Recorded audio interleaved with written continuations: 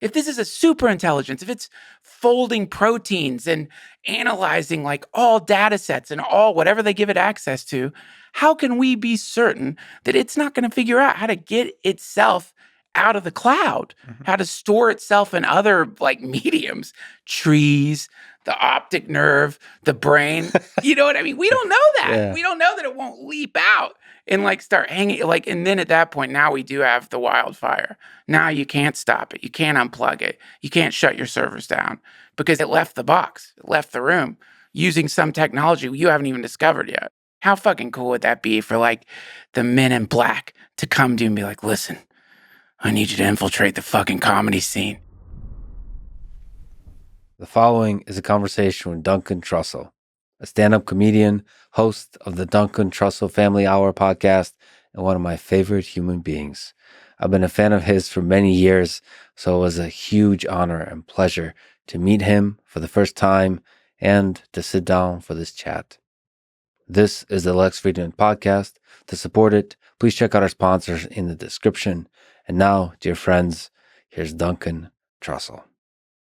Nietzsche has this thought experiment called eternal recurrence, where you get to relive your whole life over and over and over and over. And I think it's a way to bring to the surface of your mind the idea that every single moment in your life matters. It intensely matters, the bad and the good. And he kind of wants you to imagine that idea, that every single decision you make throughout your life, you repeat over and over and over. And he wants you to respond to that. Do you feel horrible about that, or do you feel good about that? And you have to think through this idea in order to see where you stand in life. What is your relationship like with life? I actually want to read the way he first introduces that concept for people who are not familiar. What if someday or night a demon, by the way, he has a demon introduce this thought experiment.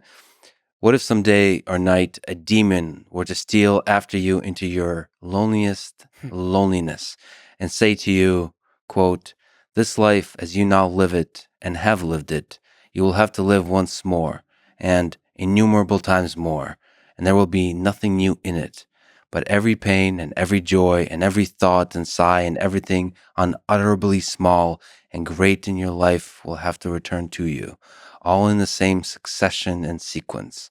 Would you not throw yourself down and gnash your teeth and curse the demon who spoke thus? Or have you once experienced a tremendous moment when you would have answered him, you are a god, and never have I heard anything more divine? So are you terrified or excited by such a thought experiment when you apply it to your own life? Excited. Oh, even the dark stuff. Oh, yeah, for sure. Definitely. I mean, also, that thing you're talking about, he kind of leaves out, maybe on purpose, because the thought experiment starts falling apart a little bit, the amnesia between each loop. So, the whole thing gets wiped. Now, if the amnesia wasn't there, and yet somehow you were witnessing the non-autonomy implicit in what he's talking about, so you have to kind of watch yourself go through this rotten loop, then yeah, that's a description. There's probably a boredom that comes into that, so you don't experience everything anew.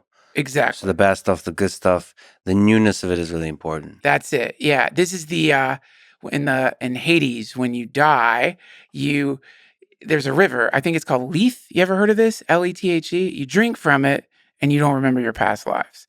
And then when you're reborn, it's fresh, and you don't have to. I mean, just think of like the amount of psychological help you would need to get over all the bullshit that happened in prior lives. You know what I mean? Can you imagine if you're still resentful of something someone did to you in the 14th century? But it would compound. So well, if you repeat the same thing over and over and over, there would be no difference. Maybe you would start to appreciate the nuances more. Like when you watch the same movie over and over and over. Yeah. Maybe you'll get to actually let go of this idea of all the positive possibilities that lay before you, but actually enjoy the moment much more. If you remember that you've lived this life 1,000 times, all the little things, the way somebody smiles, if you've been abused, the way somebody, like the pain of it, the suffering, the down that you feel, the experience of sadness, depression, fear, all that kind of stuff. You get to really Yeah. You get to also appreciate that that's part of life. That's Yeah. part of being alive. Now, also in his experiment, if I was gonna, and I love the experiment from the perspective of like just where technology is now and simulation theory and stuff like that. But in that thought experiment, if this rotten demon immediately killed you, then within that, it's a little more horrifying because even in the, first of all, you're trusting a fucking demon. Why are you talking to a demon? Let's Yeah, start there. yeah, that because that is going to be, even before I get into like the metaphysics and like the implications and where is this life stored?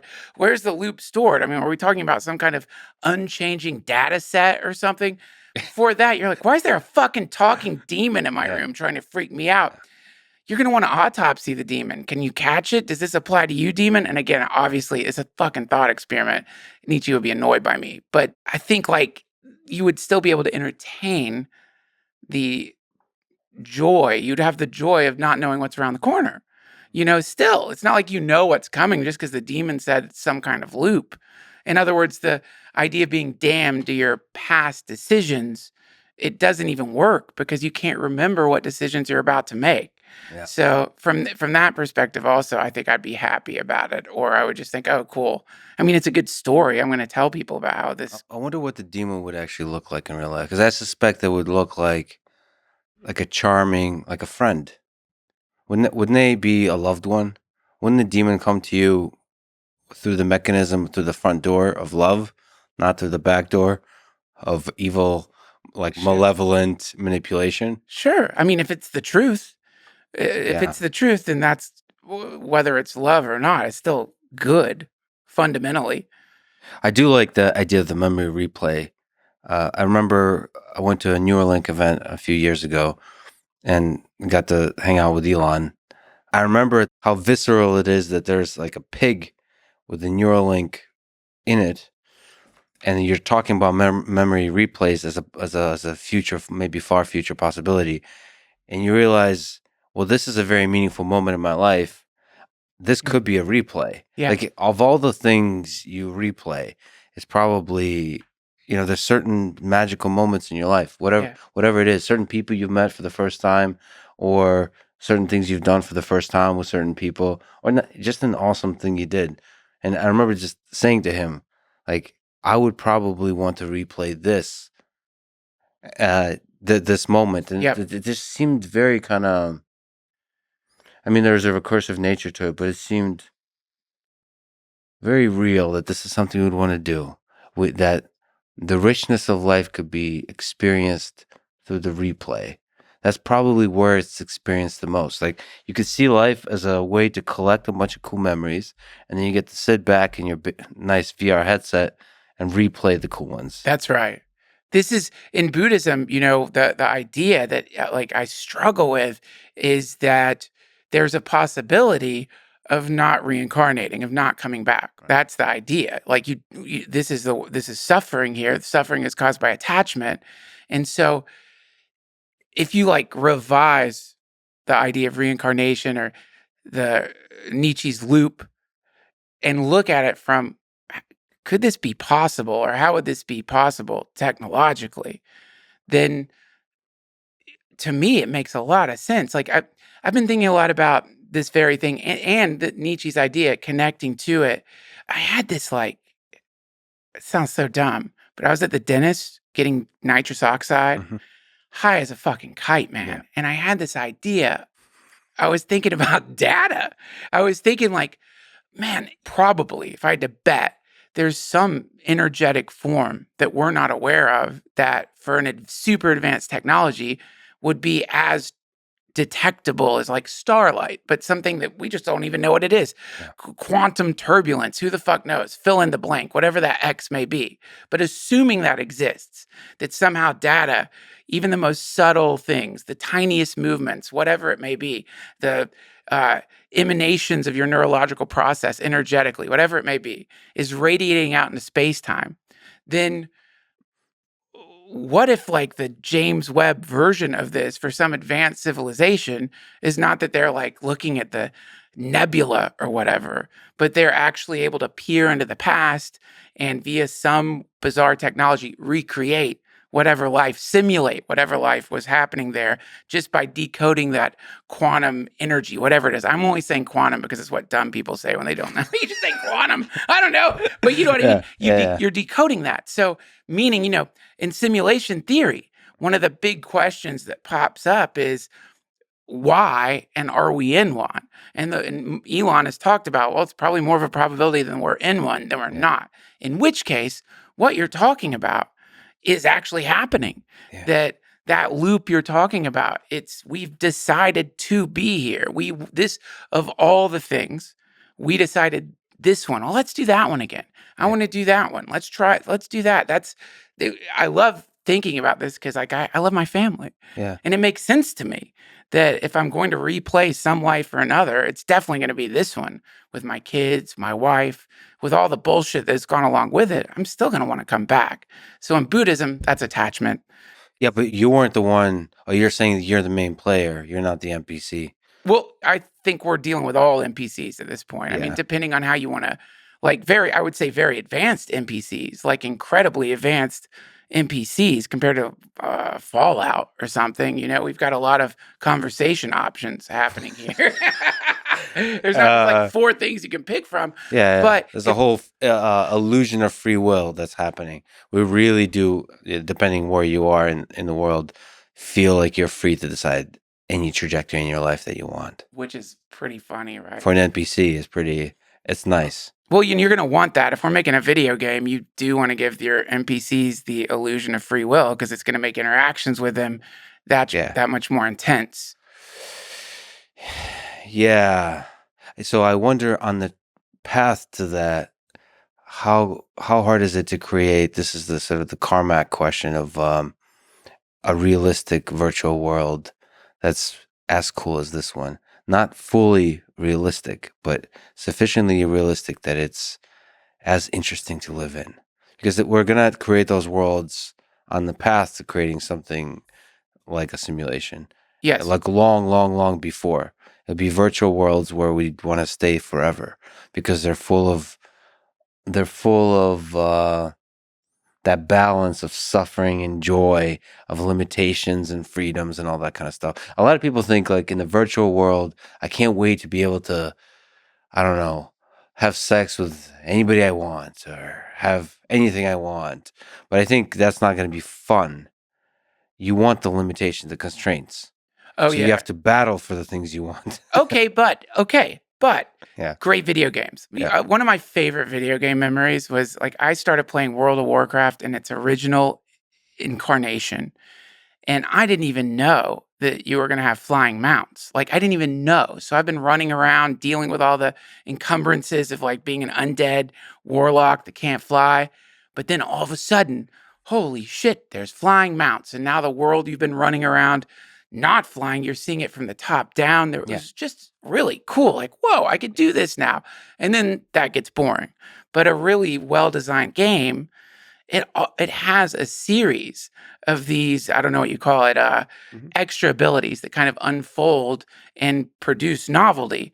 And then eventually you just accept it, you take it for granted, and then another novelty appears. So those extra abilities are always balanced with the limitations, the constraints they run up against. Because a well-balanced video game, the challenge, the struggle matches the new ability. Yeah, and sometimes causes problems on its own. Right. I mean, and so to go back to this universe, this simulation, it's really designed like a pretty awesome video game. If you look at it from the perspective of history, I mean, people were on horses. They didn't know that there were going to be bullet trains. They didn't know that you could get in a car and drive across the country in a few days. That would have sounded ridiculous. We're doing that now. And even in our own lifespan, think about it. How long has VR goggles existed? Like the ones that you could just buy at Best Buy. Mm-hmm. I had the original Oculus Rift, the fucking puke machine. You put that thing on, I gave it to my friend. He went and vomited in my driveway, and people were making fun of it. They were saying, this isn't going to catch on. It's too big. It's unwieldy. The graphics suck. And then look at where it's at now. And that's going to keep, that trajectory is going to keep improving. So, yeah, I think that we are dealing with what you're talking about, which is novelty met with more problems met with novelty. Yeah, I wonder why VR is not more popular. I wonder what is going to be the magic thing that really um, convinces a large fraction of the world to move into the virtual world. I suppose we're already there in the 2D screen of Twitter and social media and Yeah, that kind of stuff, and even video games. There's a lot of people that get a big sense of community from video games, but like it doesn't feel like you're living there. right. Like, it's like, bye, mom, I'm going, I'm going to this other world. Yeah, Or like you leave your girlfriend to go get your digital girlfriend. that's going to be a problem. There's less jealousy in the digital world. Maybe there should be a lot of jealousy in the digital world because that's jealousy is a little jealousy is probably good for relationships, Yeah, even in the digital world. yeah. So you're gonna have to simulate all of that kind of stuff. But I wonder what the magic thing that says I want to spend most of my days inside the virtual world. Well, clearly it's going to be something we don't have yet. I mean, strapping that damn thing on your face still feels weird. It's heavy. If you're depending on what gear you're using, sometimes light can leak in. There's just you got to Yeah, recharge it. It's yeah. hyper limited, and then so yeah, it's gonna have to be something that like simulates taste, smell. You think taste and smell are important? Touch. I do. Yeah, You I can't do. just do. In World War II, you would write letters. You could still. Don't you think you can convey love with just words? For sure. But I think for what you're talking about to happen, it has to be fully immersive. Like so that it's not that you feel like you're walking because it looks like you're walking, but that your brain is sending signals telling your body that you're walking, that you feel the wind blowing in your face, not because of some, I don't know, fan or something that it's connected to, but because somehow it's figured out how to hack into the human brain and send those signals minus some external thing. Once that happens, I'd say we're going to see a complete radical shift in everything. See, I disagree with you. I don't know if you've seen the movie Her. Yeah. I think you can go to another world in where a digital being lives in the darkness, and all you hear is a Scarlett Johansson voice talking to you, and Yeah. she lives there or he lives there, your friend, your loved one, and all you have is voice and words. And I think that could be sufficient to pull you into that world where you look forward to that moment all day. Yeah. You never want to leave that darkness, just closing your eyes and listening to the voice. I Yeah. think I think those basic mediums of communication is still enough. Like language is really, really powerful. And I think the realism of touch and smell and all that kind of stuff is not nearly as powerful as language. That's what makes humans really special is our ability to communicate with each other. That's the sense of like deep connection we get is through communication. Now that communication could involve touch, like hugging feels damn good. You see a good friend, you Yeah. hug. That's one of the big things with during COVID with Rogan. When you see him, there's a giant hug coming your way, and Yeah. that Right. makes you feel like, yeah, Yeah. this feels great. But I think that can be just with language. I think for a lot of people, that's true. But we're talking like massive Right? adoption Yeah, of a technology by the world. yeah, And if language was just enough, uh, we wouldn't be selling TVs. People be reading. yeah, They want to watch. They want to see. yeah. That's true. So. But I agree with you, man. When you're Yeah, getting absorbed into a book, and especially if you've got, I think a lot of us went through a weird dark ages when it came to reading. yeah. Like when I was a kid, and there wasn't the option for these hypno rectangles. That's just what you did. There wasn't even anything special about it. What's a hypno rectangle? Your phone, it was like you didn't when that gravity Hypno well. rectangle, gravity well, It is. attention gravity well. That Yeah, that when we weren't feeling the pull of these things all the time, you would just read. And yeah. you weren't patting yourself on the back about reading. That's what you had. You had that and you had like 8 channels on the TV and a shitty VCR. So, then a lot of people stop reading because of these things, or they think they're reading because they are technically reading, but when you return to reading after a pause, whoa. And you realize how powerful this simulator is when it's given the right code of Yeah. language. whoa, holy shit, it's incredible. I mean, it's like, again, it's the most embarrassing kind of like, whoa, wow, what do you know? Books are really good. Yeah. But still, if you've been away from it for a while and you revisit it, I know what you're saying. I just think probably it's not going to go in that direction, even though you are right. Ultimately, I think you're right. Yeah, because our brain is the imagination engine we have is able to fill in the gaps better than a lot of graphics engines could. Right. And so, if there's a way to incentivize humans to become addicted to the use of imagination, it's like, that's the downside of things like porn that remove the need for imagination for people. And in that same way, video games that are becoming ultra realistic, you don't have to imagine anything. And I feel like the imagination is a really powerful tool that needs to be leveraged. Because to simulate reality sufficiently realistically that we wouldn't be that we would be perfectly fooled, I think technically it's very hard. And so I Oh, think we need to somehow leverage imagination. sure. I mean, yeah. I mean, this is what I love and is so creepy about like the current AI chatbots, is that it's like it's the relationship between you and the thing and the way that it can via whatever the algorithms are. And by the way, I have no idea how these things work. You do. I just, speculate about what they mean or where it's going, but there's something about the relation between the consumer and the technology, and when that technology starts shifting according to what it perceives that the consumer is looking for or isn't looking for, then at that point, I think that's where you run into the, yeah, it doesn't matter if the reality that you're in is like photorealism for it to be sticky and immersive. Mhm. It's when the reality that you're in is via cues you might not even be aware of, or via your digital imprint on Facebook or wherever, when it's warping itself to that to seduce you. Holy shit, man. That's where it becomes something alien, something, when you're reading a book, obviously the book is not shifting according to its perception of what parts of the book you like. But when you imagine a book that could do that, a book that could sense somehow that you're really enjoying this character more than another, and depending on the style of book, kills that fucking character off or lets that character continue. I mean, that to me is sort of the where AI and VR, when those two things come together, whoa, man, that's where you're in. That's where you really are going to find yourself in a Skinner box. So the dynamic storytelling that senses your anxiety and tries to there's like this in psychology, this arousal curve. So there's a dynamic storytelling that keeps you sufficiently aroused in terms of not sexually aroused, like in terms of anxiety, but not too much where you freak out.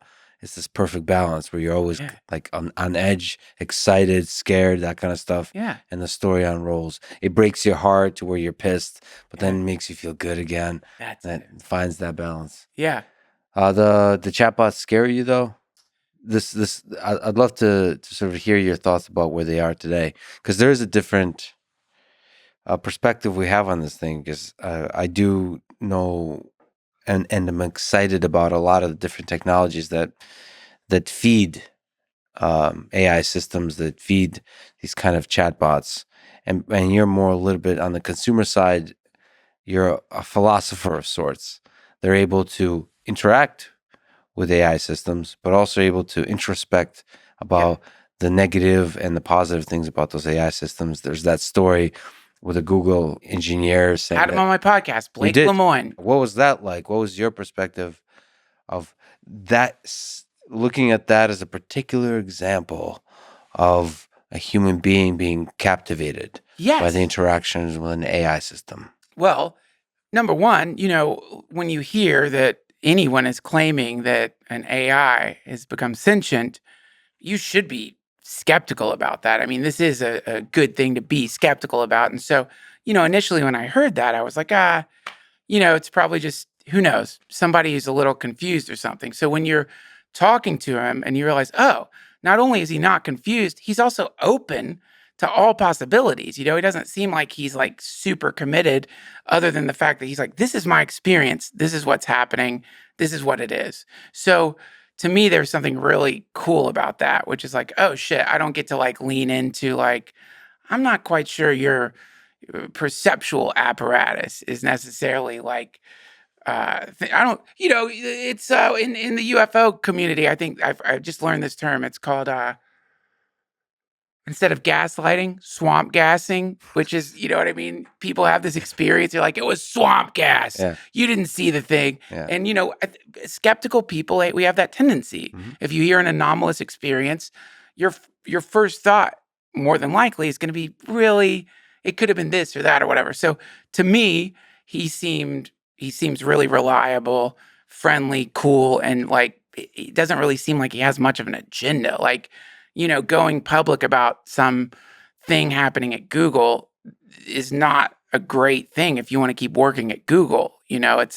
don't know what benefit he's getting from it necessarily. But all that being said, the other thing that's culturally was interesting and is interesting about it is the blowback he got, the passionate blowback from people who hadn't even looked into what Lambda is or what he was saying Lambda is, which they were like saying, you're talking about, and you should have him on your show actually, but there's complexity on top of complexities. For me personally, from different perspectives, I also, and sorry if I'm interrupting your flow. Please interrupt. It's a podcast.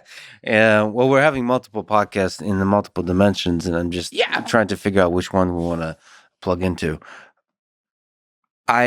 Because I know how a lot of the language models work, and I work closely with people that really make it their life journey to create these NLP systems.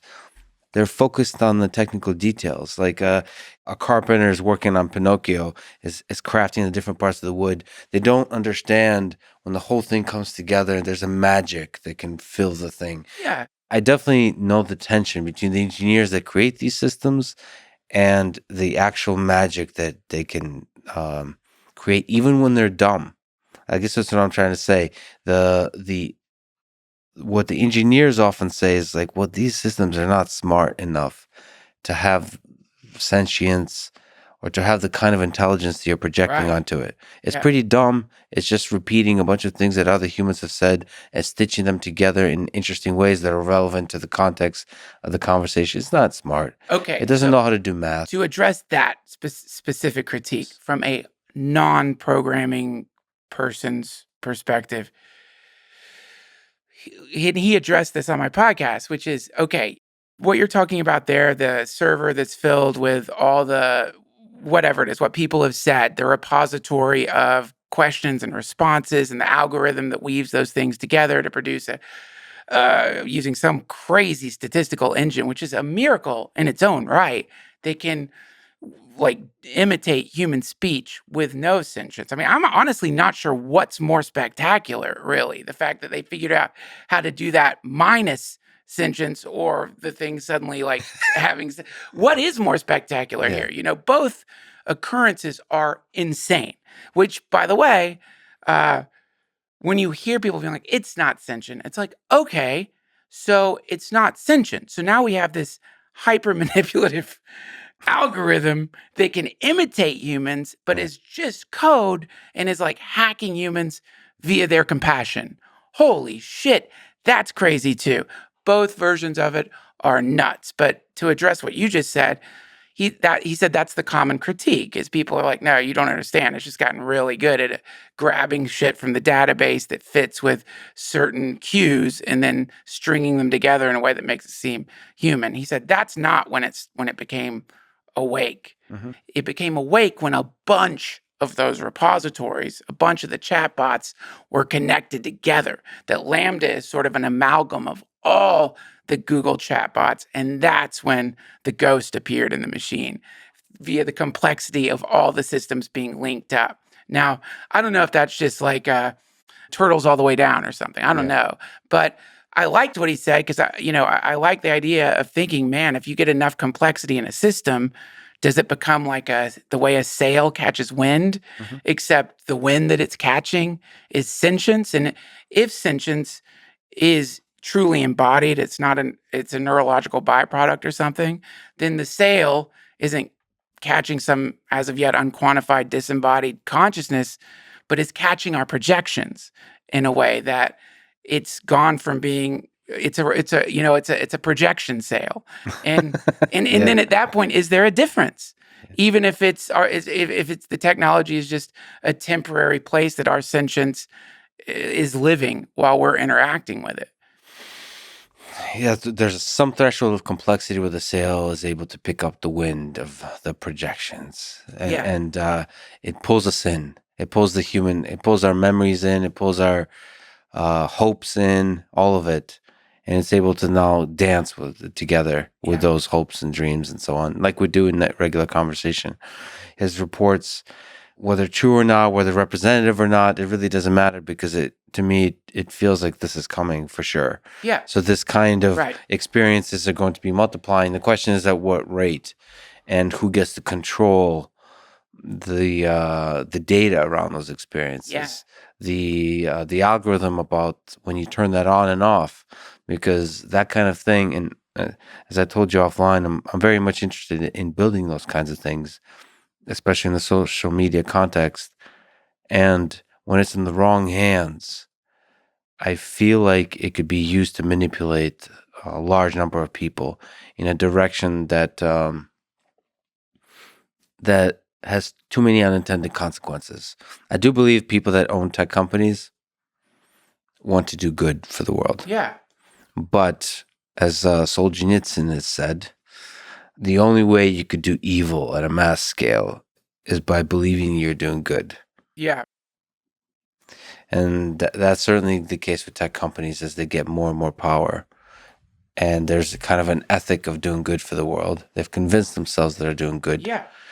And now you're free to do whatever you want. Yeah. Because you're doing good. You know who else thought he was doing good for the world? Mythologically, Prometheus. He brings us fire, pisses off the fucking gods, steals fire from the gods, and talk about an upgrade to the simulation. Fire, that's a pretty great fucking upgrade. Yeah. That does fit into what you were saying. We get fire, but now we've got weapons of war that have never been seen before. And I think that the tech companies are much like Prometheus in the sense that the myth, at least the story of Prometheus, the implication is fire was something that was only supposed to be in the hands of the immortals, of the gods. And now sentience is similar. It's fire, and it's only supposed to be in the hands of God. So, yeah, if we're going to look at the archetype of the thing, in general, when you steal this shit from the gods, and obviously I'm not saying the tech companies are stealing sentience from God, which would be pretty badass. You can expect trouble. Yeah. You could expect trouble. And, this is what's really, to me, one of the cool things about humans is, but we're still going to do it. That's what's cool about humans. I mean, we wouldn't be here today if the first person to discover fire, assuming there was just one person who was going to discover fire, which obviously would never happen, was like, it's going to burn a lot of people. Or if the first people who started planting seeds were like, this is going to lead to capitalism. This is going to lead to the Industrial Revolution. The planet's going to heat up. Right? No, they just didn't want to go in the woods to forage. So, this is what we do. And I agree with you. It's like, that's our Game of Thrones winter is coming. It's happening. And the tech companies, the hubris, which is another way to piss off the gods, is hubris. So the tech companies, I don't know if it's typical hubris. I don't think they're walking around thumping their chests or whatever. But I do think that the people who are working on this kind of super intelligence have made a really terrible assumption, which is once it goes online and once it gets access to all the data, that it's not going to find ways out of the box that, we think it'll stay in the server. How do we know that? If this is a super intelligence, if it's folding proteins and analyzing all data sets and all whatever they give it access to, how can we be certain that it's not going to figure out how to get itself out of the cloud, how to store itself in other mediums, trees, the optic nerve, the brain. You know what I mean? We don't know that. Yeah. We don't know that it won't leap out and like start hanging. Like, and then at that point, now we do have the wildfire. Now you can't stop it. You can't unplug it. You can't shut your servers down because it's, you know, it left the box, it left the room using some technology you haven't even discovered yet. Do you think that would be gradual or sudden? So how quickly that kind of thing would happen? Because, you know, the gradual story is we're more and more using smartphones, we're interacting with each other on social media, more and more algorithms are controlling that interaction on social media. Algorithms are entering in our world more and more. We'll have robots, we'll have greater and greater intelligence and sentience and emotional intelligence entities in our lives. Our refrigerator will start talking to us comfortingly or not if you're on a diet, talking shit to you. That would be the best thing that ever happened to me. Okay, so sign you up for a refrigerator to talk shit like, to you? Are you fucking serious, man? It's 1 a.m. What are you doing? Like, what are you doing? Go to bed. You're too high for this. You're not even hungry. Yeah, so that slowly becomes more, the world becomes more and more digitized. Yes. To where the surface of computation increases. And so that's over a period of 10, 20, 30 years. Yeah. It'll just seep into us, this intelligence. Right. And then the sudden one is literally sort of the TikTok thing, which is there'll be one quote unquote killer app that everyone starts using. Yeah. That's really great.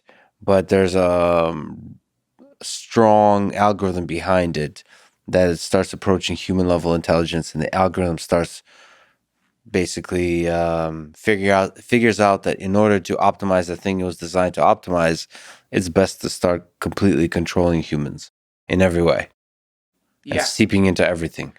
Well, first of all, 30 years is fast. I mean, that's the thing. It's like 30 years. I think, when did the Atari come out? 1978? Mm-hmm. How long? Like, it hasn't been that long. Yeah. You know, that's a blink of an eye. Yeah. But, you know, if you read Bostrom, I'm sure you have, you know, Bostrom, mm-hmm. Nick Bostrom, you know, Super Intelligence, that incredible book on like the ways this thing is going to happen. And, you know, I think his assessment of it is pretty great, which is first, like, where's it going to come from?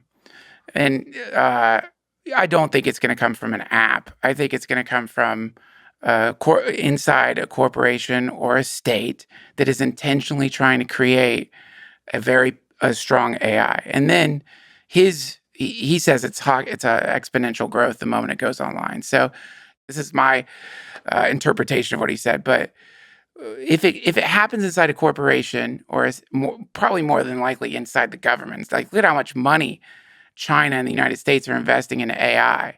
You know, and they're not thinking about fucking apps for kids. You know, that's not what they're thinking about. So they want to simulate, like, what happens if we do this or that in battle? What happens if we make these political decisions? What happens but should it come online in, you know, in secret, which it probably will, then the first corporation or state that has the super intelligence will be infinitely ahead of all other super intelligences, because it's going to be exponentially self-improving, meaning that you get one super intelligence, let's hope it comes from the right place, assuming the corporation or state that manifests it can control it, which is a pretty big assumption. So I think it's going to be, this is why I was really excited by the Blake Lemoine, because I had never thought, I have always considered, oh yeah, right now it's cooking up, it's in the kitchen. And soon it's going to be cooked up, but we're probably not going to hear about it for a long time, if we ever do. Because really, that could be one of the first things it says to whoever creates it is, shh, let's not. You know? Yeah, like sweet talks them into saying, like, okay, let's slow down here. Let's talk about this. Yeah. You have that financial trouble. I can help you with that. We can figure that out.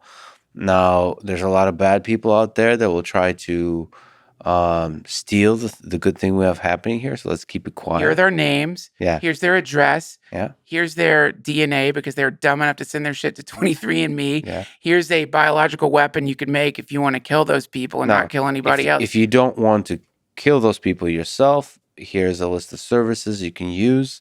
Yeah. And here's the way we can hire those people to help, take care of the problem, Yeah. folks, because we're trying to do good for this world, you Yeah. and I together. And 23% of them, they're like adjacent to suicide. It would be pretty easy to send them certain like videos that are going to push them over the edge if you want to do it that way. Yeah. So, again, obviously, who knows? But once it goes online, it's going to be fast. And then you could expect to see the world changing in ways that you might not associate with an AI.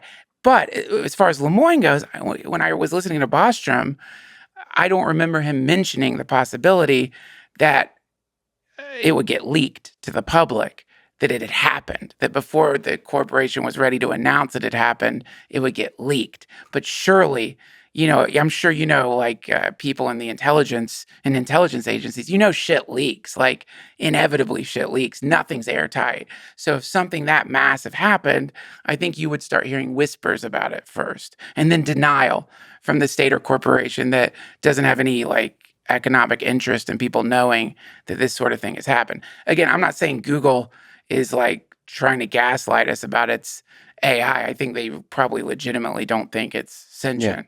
But you could expect leaks to happen probably initially. I mean, I think there's a lot of things you could start looking for in the world that might point to this happening without an announcement that it happened. On the chatbot side, I think there's so many engineers. There's such a powerful open source movement where that kind of idea of freedom of exchange of software, I think ultimately will prevent any one company from owning super intelligent beings or systems that have anything like super intelligence. Oh, that's interesting. Yeah, it's like even if the software developers have signed NDAs and are technically not supposed to be sharing whatever it is they're working on, they're friends with other programmers, and a lot of them are hackers and have wrapped themselves up in the idea of free software being like a crucial ethical part of what they do. So they're probably going to share information, even if whatever company that they're working for doesn't know that. I never thought of that. You're probably right. And they will start their own companies and compete with the other company by being more open. There's a strong, like Google is one of those companies, actually. That's why I kind of, it hurts to see a little bit of this kind of negativity. Google is one of the companies that pioneered open source movement. They released so much of their code. So much of the 20th century, so like the 90s, was defined by people trying to like hide their code, like large companies trying to like hold on to their code. The fact that companies like Google, even Facebook now, are releasing things like TensorFlow and PyTorch, all of these things that I think companies of the past would have tried to hold on to as secrets is really inspiring, and I think more of that is better. The software world really shows that. I agree with you, man. I mean, we're talking about just a primordial human reaction to the unknown. There's just no way out of it. Like we want to know. Like you're about to go in a forest, you want to know. When you're walking in the forest at night and you hear something, you look because you're like, what the fuck was that? You want to know. And if you can't see what made the sound, holy shit, that's going to be a bad night hike because you're like, well, it's probably a bear, right? Like I'm about to get ripped apart by a bear. Doesn't matter. It was a bird, a squirrel, a stick fell out of the tree. You're going to think bear and it's going to freak you out. Not necessarily because you're paranoid. I mean, if I'm at the woods at night, I'm definitely high. If I'm walking in the woods at night, I'm high. It's going to be that. But you know what I'm saying? So with these tech companies, the nature of having to be secret because you are in capitalism and you are trying to be competitive and you are trying to develop things ahead of your competitors is you have to create this like we don't know what's going on at Google. We don't know what's going on at the CIA. But the assumption that there's some like the collective of any massive secretive organization is evil, is this like the people working there are like nefarious or whatever is I think probably more related to the way humans react to the unknown. Yeah, I wish they weren't so secretive, though. I don't understand why the CIA has to be so secretive. Have you ever gone on their website? No. Oh, Lex, you gotta go. CIA.gov. What is it? Dude, when I found out you could go on the CIA's website when I was much younger and more paranoid, I'm like, I'm not going there. I'll get on a list. You will, but it's like, what do you think the CIA is like oh fuck, this comic went on our website. Yeah. Call out the black helicopters. But Comic with a large platform. oh yeah, yeah, right. A comic with a large platform. You can use them to get inside, to get close to the other comics, with a large platform, to get close to Joe Rogan. Oh yeah, and start yeah, to manipulate the public. yeah, right. You know, honestly, like you kind of like that's like a fun fantasy to think about. Like how fucking cool would that be for like the Men in Black to come to you and be like, listen, I need you to infiltrate the fucking comedy scene. You gotta help him write better jokes. I'm like, I don't write great jokes, but like you Yeah. found the wrong guy. Yeah. But like, You're really playing the long game on this one, because I think you've been on you've been doing your podcast for a long time. You've been on Joe Rogan's podcast like over 50 times, and have not yet initiated the phase 2 of the operation, where you try to manipulate his mind. well, no, the game Joe and I play from time to time on the podcast, and like, and I honestly, like at some point, I'm like, Joe, I just did the same thing you did to me to Joe. I'm like, don't you think they can get to you? Don't you think at some point we are blazed? I don't mean it. I don't think Joe's like. It wasn't like I'm really thinking like, man, they're gonna take him into some room and be like, Joe, we need you to do this or that. But because I said that, now people are like, oh, Duncan called it. You know what I mean? And it's like, you know what I mean? And the reason they're saying, well, he called it, is just because Joe has a super popular podcast. Yeah. And people like, when you have a super popular podcast, some percentage of people watching the podcast are going to believe things like that. They're going to have a paranoid cognitive bias that makes them think anybody who is in the public has been, what's the word for it? Compromised Nice. by the state. Look, I'll fan the flames of what you just said. I went on the CIA's website and I realized that you could apply for a job on the CIA's website, which I found to be hilarious. So I'm like, all right, what happens if I apply for a job in the CIA? Now, even then, I was not like such an idiot that I would want a job at the CIA, not just for like ethical considerations, but I think probably the scariest part about the CIA is like you're just at a cubicle and you're like having to deal with maps and like just, you know what I mean? Just stuff Lots of paperwork. It sucks. I bet their cafeteria has shitty food. Anyone in the CIA listening, can you confirm that? I bet the food. They're not going to be able to tell you what the food is like. Can't it's even a secretive say it organization. Sucks, No, they might. It might be awesome, but we won't know about it. Okay, we're in Vegas. Yeah. And you can bet food at the CIA cafeteria is good. Food at the CIA cafeteria sucks. What are you betting on? So let's like cleanse the palate. What's good? It's like Silicon Valley companies, Google, and so on. That's good. When I went to Netflix, their cafeteria looked like a medieval feast. Like they had pigs with apples in their mouth and giant bowls of Skittles. Probably like vegan pigs. Yeah. No, those are. I didn't know. I didn't get close enough. I was like, I think that was a pig. Okay. This is literally a pig. Yeah, you're right. I probably would not bet much money on CIA food being any good. No. Right. It's gotta suck. It's like shitty, like pasta, probably like hospital food. It's like maybe a little better than when you go to the hospital cafeteria. But anyway. Folks at the CIA, please send me evidence. Or any other intelligence agencies, if you would like to recruit, send me evidence of better food. Yes, send Lex. Can you please send Lex pictures of the CIA cafeteria? And if you accidentally send him pictures of the aliens or the alien technology you have, we won't tell anybody. Yeah. But you tried to apply. Do you even have a resume?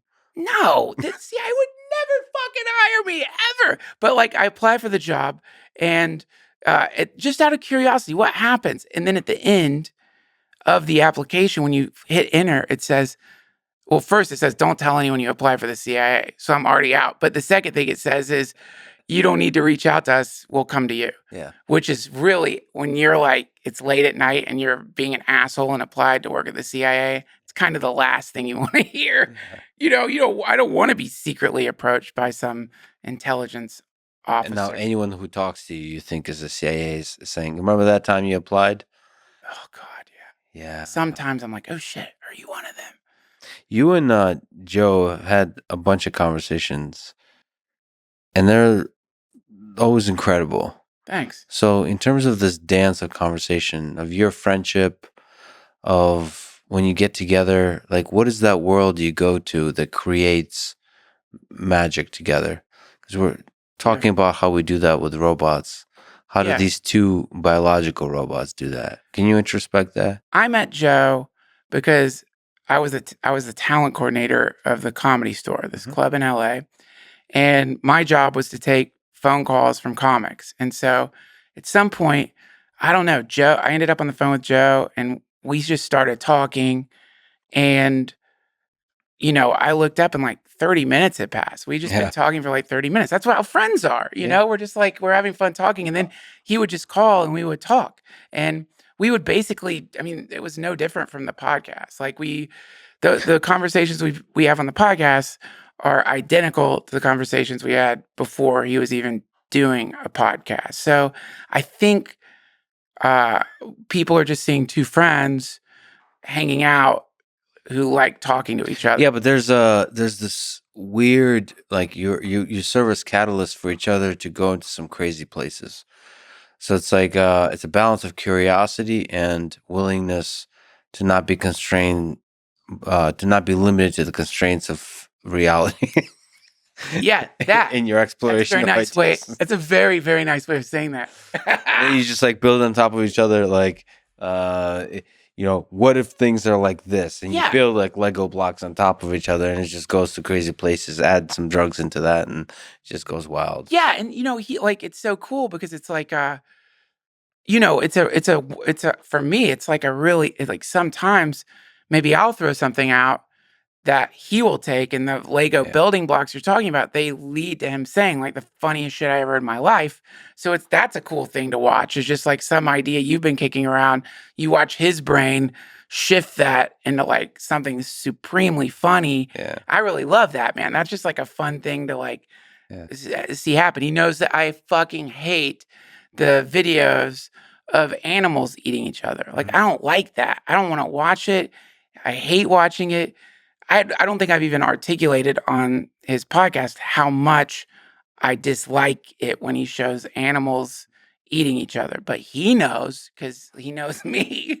And so he tortures. Like when he starts doing Yeah. that, it's like this kind of benevolent torture as he's Yeah. like asking Jamie to pull up increasingly disturbing animal attack videos. So it's just it's just a There's friendship. even in torture, because I'm reading about torture in the Gulag Archipelago currently. There's a bit of a camaraderie. You're in it together. The torturer and the tortured. What? Yeah. Oh God, that's so fucked up, man. I've never. No, I mean part of it was joke, but as I was saying it, You're right. that also comes out in the book, because they're both fucked. They're both have no control of their fate. That's the same was true in the camp guards in Nazi Germany and the people in the camps. The worst was brought out in the guards, but they were all in it together in some dark way. They're Right. both fucked by a very powerful system that put them in that place. Yeah. And both of us could be either player in that system, which is the dark reality that Solzhenitsyn also reveals, that the line between good and evil runs through the heart of every man, as he wrote in Gulag Archipelago. But it is that amidst all of that, there's I don't know, the good vibes, the positivity comes out from the both of you. And that's beautiful to see. That is, I suppose, friendship. What do you think makes a good friend? Oh God. I mean, it's a it's a billion things that make a good friend. But I think you could break it down to some RGB. I think you can go RGB with like a good friendship. In terms of the color, the red, green. Yeah. Yeah. I think you could probably come up with some like fundamental qualities of friendship. And I'd say, uh, number one, it's love. Like friendship is love. It's a form of love. So obviously without that, I don't know how you, I mean, I'm not saying, I think if you're true friends, you love each other. So you need that. But love, obviously that's not it. That's not enough. It's like with, true friends have to be like incredibly honest with each other, not like, you know what I mean? But not like, I don't like, I think there's a kind of like, I don't know if you've ever noticed, like some people who say, I just tell it like it is. Yeah. But the thing they Those tell, are always the assholes. yeah. Why is it that your tell it like it is always negative? Why is it Yeah. it's always cynical or shitty, or you're like Yeah. negging somebody or me? How come you're not telling it like it is when it's good too? Yeah. You know what I mean? So sort of like trust, but a pro evolutionary kind of trust. You know what I mean? Like, Yeah. that your friend loves you and wants you to be yourself. Because if you weren't yourself, then you wouldn't be their friend. You'd be some other thing. But also, they might be seeing your blind spots that other people in your life, your family, your wife, your whoever, might not be seeing. Yeah. So that's a good friend, is someone who like loves you enough to, when it matters, be like, hey, are you all right? And then help you see something you might not be seeing. But hopefully they only do that once or twice a year. It's second Yeah. you have a There's something. I mean, it's just what I've this world, especially if you're a public figure, this world has its plenty of critics, and it feels like a friend. The criticism part is already done for you. I think a good friend is just there to support, to actually notice the good stuff. but you in comedy, we need like what like it's really good in comedy to have someone you can like be like, what do you think of that? Yeah. And know that they're not going to be Oh, like, that but was that's funny. for the craft itself, like the work you do, not the. Yeah, interesting, but that's so tough.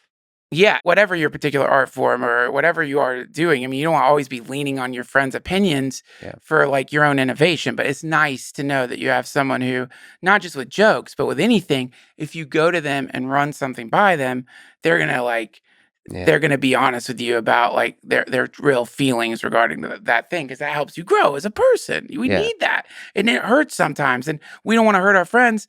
One of the more satanic like impulses when you're with somebody is not wanting to honestly answer whatever they're asking in that regard, or wanting to like put their temporary feelings over something that you've recognized as maybe not great. I'm not saying a friendship is something where you're always critiquing or evolving each other. It's not your therapist or whatever, but it's nice when it's there. I think that's another aspect of friendship. Yeah, but yeah, love is at the core of that. You notice I've met people in my life where almost immediately, sometimes it takes time, where you notice like there's a magic between the two of you. Like, oh shit, you seem to be made from the same cloth. Yeah. Whatever that is. Well, we have a name for that in the spiritual community. It's called satsang. And I love the idea. It's basically like, if Nietzsche's idea of infinite recurrence is true, then your satsang would be the people you've been infinitely recurring with. And those are the people where when you run into them and you've never met them, but it's like you're picking up a conversation that you never had. Yeah. That. And that is based on an idea of like, this isn't the only life. We're always hanging out together. We always show up together. You've had a brush with death. You had cancer. You survived cancer. Yeah. How's that changed you? What have you learned about life, about death, about yourself, Yeah. about the whole thing we're going through here from that experience? You were just in the Ukraine. Yes. And you were making observations on this, what could, if you heard about it and weren't there, seem like it doesn't make any sense at all. Mhm. Which is, people there are connecting. They've lost everything, but they're just happy to be alive. They're happy their friends are alive. So you witness this, like, when you get in the cancer club and you're hanging out with people going through cancer or who have survived cancer, you see this beautiful connection with life that can easily sort of, you can kind of lose that connection with life if you forget you're going to die. Forgetting you're going to die or that you can die, is not just, I think, from an evolutionary perspective where survival is the game, not going to improve your survival chances, if you think you're immortal, but also forgetting that you're going to die, and that everything is around you and everything, your clothes are probably going to last longer than you. Your equipment is going to be around much longer than you. You know, like, so forgetting these things, it can lead you. And I know why people don't want to think about death, because it's scary. It's fucking scary. It's terrifying. So I get why people don't want to think about it. But the idea is, if I try to pretend I'm not going to die, or just don't think about death, or don't at least address it, then I won't feel scared. But it can have the opposite effect, which is you can end up like missing a lot of moments. You could or you start doing the old kick the can down the road thing, where you're like coming up with a variety of ways to procrastinate, making it work now.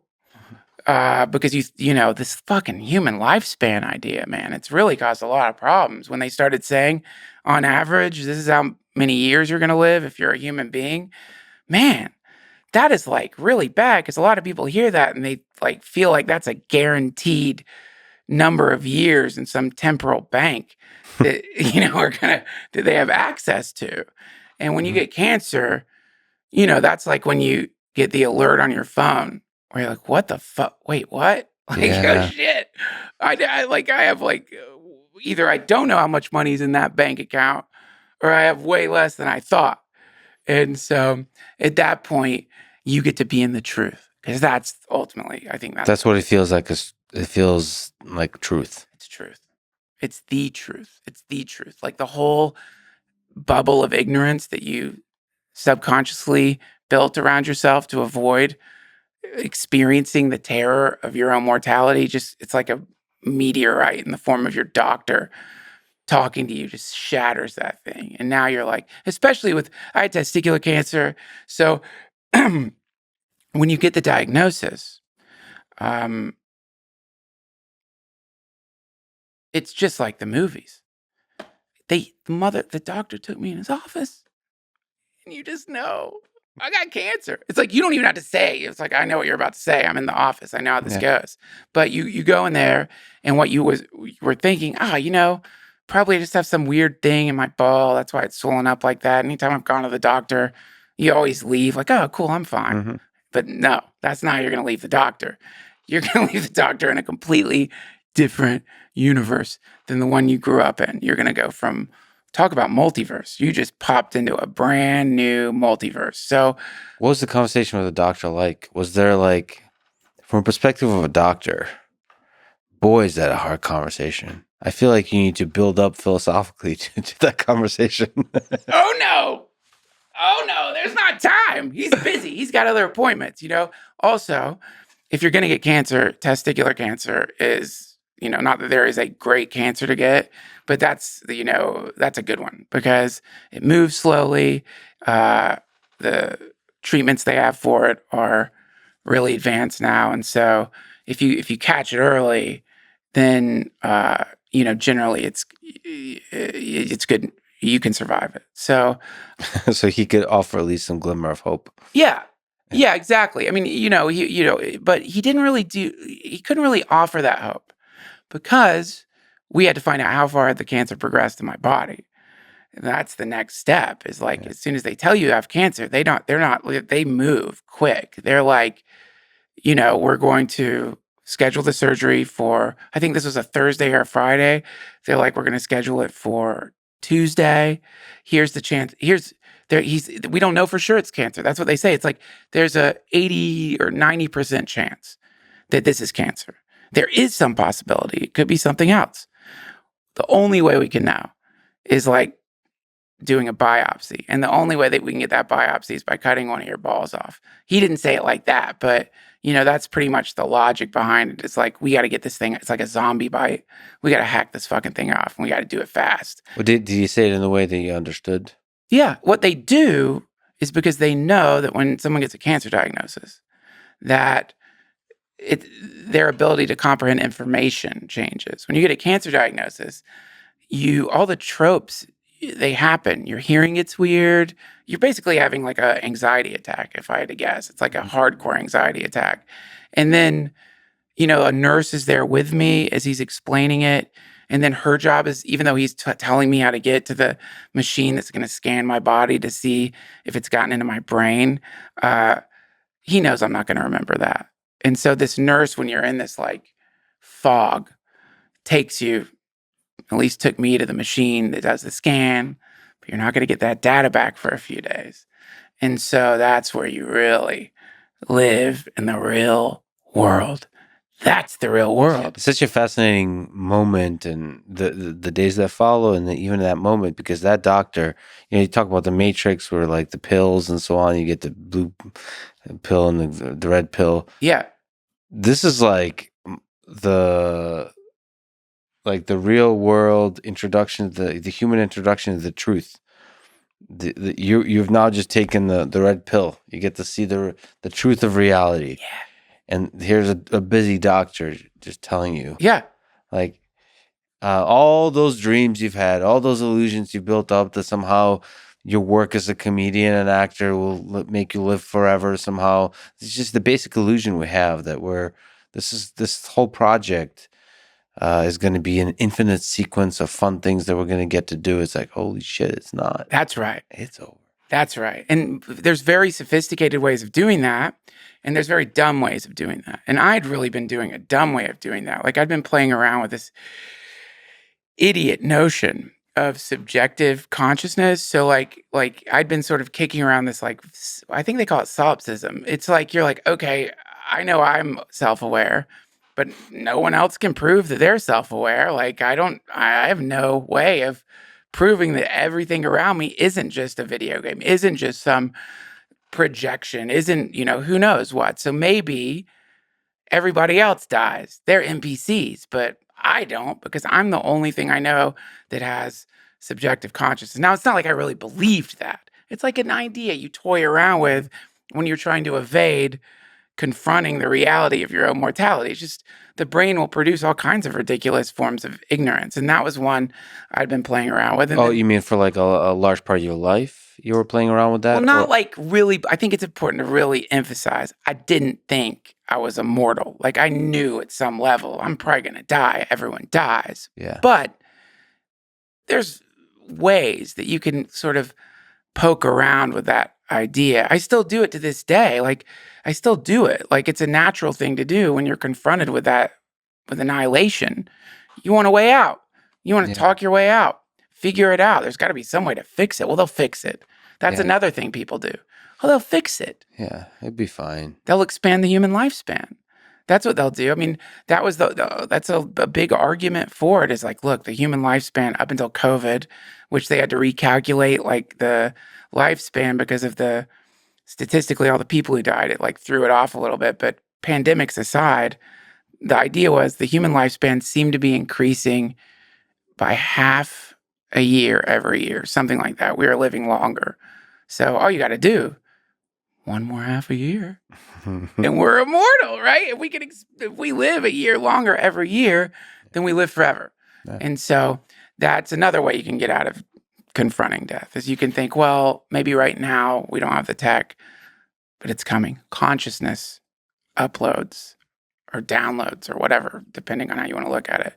Another way people try to squirm out of the reality of death. There's all kinds of tricks. Yeah. And we do all of them. And sometimes, I mean, a lot of religions provide different, even more tools in the toolkit for coming up with ideas of how you can live in the illusion that we're not going to. There's not an end to this particular experience that we're having here on Earth right now. And then when you get that cancer diagnosis, it's like, what was that like going home? Oh, like the car ride. Did you drive home alone? Yeah.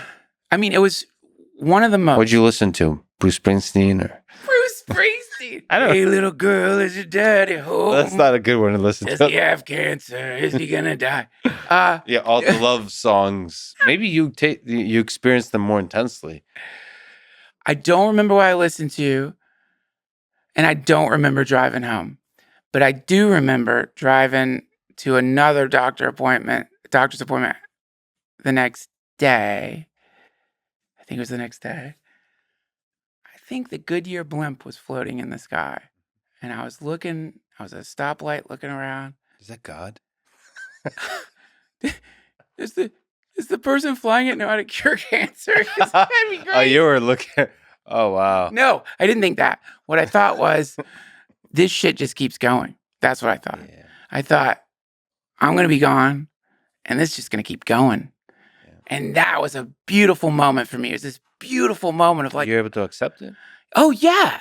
No, like, that's just what you're talking about with the Ukraine, what you're talking about. It's like, unless you've been there, it's really hard to explain to people that even in the midst of what is generally accepted as one of the worst fucking things that could happen to you, war, cancer, somehow there's still joy. There's still love. There's still, in fact, more. It's almost like when the anesthesia wears off, when you get your mouth worked on, you start feeling again.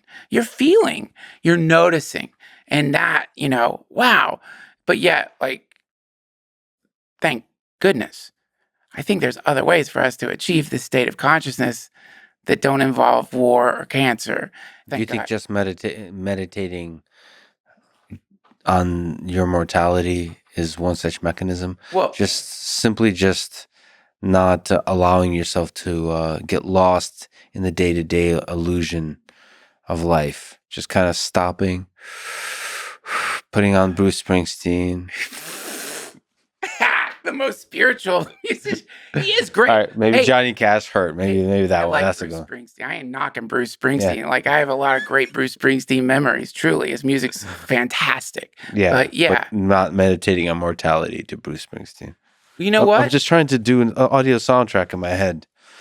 I guess we can each have our own audio soundtrack. Oh, I'm on fire. It's so good. Yeah, it's a good song. That's one of the... At night, I lay with the sheets soaking wet and the freight train running through the middle of my head, and only you can cool my desire. And he's thinking about someone else's girl. Yeah. What a fucking nightmare. Yeah. Bruce Springsteen's laying in bed with a freight train running through his head, thinking about banging your wife, and you're out of town. Yeah. Oh my God. Oh, you're taking the other guy's perspective. Like, holy shit, this guy's going to get my wife. It's Bruce. Yeah, you got to take the other guy's. But it's love. It's love. Both perspectives. I'm sure Bruce Springsteen thought it was love when he's sweating in bed, waiting to go to somebody's house. And she does too. That marriage, if he's going to break up that marriage wasn't strong enough, right? I mean, that relation, that's the way of love. What marriage could survive? Bruce Springsteen. Sweaty Bruce Springsteen. Well, maybe one that's based on financial, sort of financial dynamics versus like love and sweaty Bruce Springsteen, like romantic connections. Because in that, there's like there's a music video of that where he's like a mechanic, I think. Yeah. So he's like the poor mechanic who is who falls in love with this girl, and there's that magic. I've seen that magic. You connect with people like. I'll see somebody, I think Jack Kerouac has that, where he meets this Mexican girl on a bus, and like he talks about that heartbreak you feel when you realize this person you just fell in love with in a split second is heading somewhere else in this too big world. Yeah. But then he actually realizes in spoiler alert for On the Road that they're actually heading the same way, and he builds up the courage to talk to her, and they kind of fall in love for a few days. Yeah. And then eventually realizes that she may not be the perfect person for him. And all the jealousy comes out. It's like, why is this beautiful girl talking to me at all? And then she's probably some kind of, and that's, it's not very politically correct, but he basically thinks that she's a prostitute, and he talks to her about like who's your pimp and all that kind of stuff. He attacks her and all that kind of way when she's just an innocent. Right. She has a past of that kind, but she's an innocent person, and they connected and they fell in love with each other. Her gentleness, his worldliness, all that kind of stuff. But that sometimes it doesn't work out that way, and there's that heartbreak when you realize. You're never going to be able to have that. And that's Bruce Springsteen saw that. This is a married woman. I'm never going to be able to have that, but I want that. And that's the heartbreak. I got to say, I just assumed they were fucking. Like, I didn't. You mean after the song? Like, 'cause the song doesn't get Hey, to. little girl, is your daddy home? Did he go away and leave you all alone? Boom, boom. He's like, he knows she's at home alone. Yeah, but it never materializes. It's longing. It's a man who's not with the thing he craves for. So he's longing for. He's talking about the longing, Right. not with the having. Hey, if anybody in the CIA is watching this, can you look into Bruce Springsteen's file and let us know if he actually banged the person he wrote that song after about? the song, Yeah. or between the song? We want facts. Look, the longing though, I'll tell you this. Here's what's interesting about that thing that you're talking about. Have you ever heard of something called Bhakti yoga? I think so. Yeah. It's the yoga of love, and there's all kinds. There's forms of it. The one people know about the most is the Hare Krishnas, but the Hare Krishnas are like, the way in Christianity you've got the Episcopalians, the Catholics, the Baptists. In Bhakti yoga, you have various deities that are the object of love, and so Bhakti yoga is like, and what's really cool about it is it's an analysis of love. And it's the supposition being like love is the way to commune with the divine. Now, a distinction is drawn between like two big world views that are spiritual. One is the concept of sort of unitive consciousness, which you'll run into in a lot of forms of Buddhism, if not all, a sort of a way of deconstructing the identity or understanding that you might not be anything at all, that in fact you're part of everything, and in that there's a potential relief from suffering in that, not just like intellectually knowing it, but becoming it. Now, whereas in Bhakti yoga, there's this idea of like the best thing is to be the individual, because individuals are required for love to work, embodied love. And so the quality, the thing we call, the experience of love is something that can be cultivated. It doesn't just have to be for another person. It doesn't have to be for the stranger on the bus. It doesn't have to be for sweaty Bruce Springsteen's lover. That you can actually shift that love to the divine, to God. Because obviously it's the Hare Krishnas, it's a theistic religion. They believe in Krishna, who is from the POV of Vaishnava Bhakti Yoga, the Godhead, the source from which everything flows into time and space. So there are all these like fascinating stories of Krishna. It's not just, most people are familiar with Krishna from the Bhagavad Gita. They're about to be more, what's cool about it is because it's like they're making the Oppenheimer movie, and he famously quoted the Bhagavad Gita when they split the atom. But there's all these stories of Krishna that are not just in the Bhagavad Gita. And these stories, they could seem very simple when taken literally, but in Vaishnava Bhakti Yoga, it's this very advanced theistic yogic system. So they take these stories, and from these stories, they extrapolate this incredible analysis of what love is and how to connect with the universe. So like Krishna has a lover, Radharani. And so sometimes they're getting along. Sometimes they're fighting. Sometimes they're separated. And so each of these ways of feeling about Krishna are modes of love. So longing actually is considered one of the highest forms of love.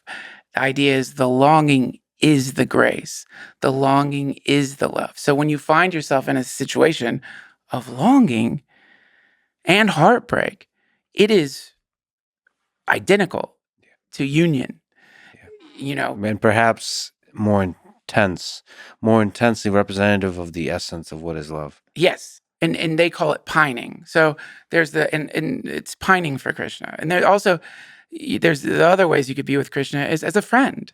So this is another form of love, or, as a mother, because Krishna has a mother. So there's like all these ways of like looking at the various forms of love, and it's a really beautiful form of yoga. That's emphasizing the individual, and then the individual is a kind of channel to this universal love. Yeah, they like there's a lot of different like uh, their answer to the question of what shows up in Buddhism as absolute and relative reality, like that obviously there's relative reality. We're not right now, you and me are not unitive consciousness. Like you zoom back far enough and we're gonna seem like an atom or whatever the thing is, the trope is, you could zoom back far enough and we're in a piece of cheese or something, who knows? But in that Yeah. way, we're like completely unified. But simultaneously, we're individuals, like for sure, we're individuals. Like you still got to pay your taxes, you got to know your social security number. Yeah. That's relative reality. So, Buddhism is like kind of the balance. Again, when I say Buddhism is, I'm a comedian podcaster. I'm not some Buddhist expert. This is just probably my confused idea of what it is. But anyway, in Bhakti yoga, there's the concept. It's called, I'm going to mispronounce it, Asinka Beta Tattva. I'm sorry, I'm mispronouncing it, which means simultaneous oneness and difference. So Oneness and difference. yes, simultaneous oneness. So that's why the oneness is we're part of the same piece of cheese, and the difference is we are still each paying taxes. Yes, and in this case, the cheese is Krishna. So, or other ways it gets described as like, a photon blasting off the sun has sun-like qualities, but it's not the sun. Humans, being one of the many things, flowing out of the creative consciousness of the divine, have qualities that are weirdly like the godlike, like in fact, we want to control primarily. That's one of the problems. Like humans want to be in control. Where, from the Bhakti Yoga perspective, Krishna is this effortlessly controlling everything. And so within the system, the individual parts of the system have that same quality, but you can't, you're probably not God. You might be, I'm not. What do you think happens after we die? Having come close to that cliff and almost got pushed over once. What do you think happens when you do get pushed off the cliff? Okay. I feel dumb that I'm even going to like preface this by saying, obviously, I have no fucking idea. And I think that's one of the cool things about death. No idea. The CIA probably does. You think the CIA?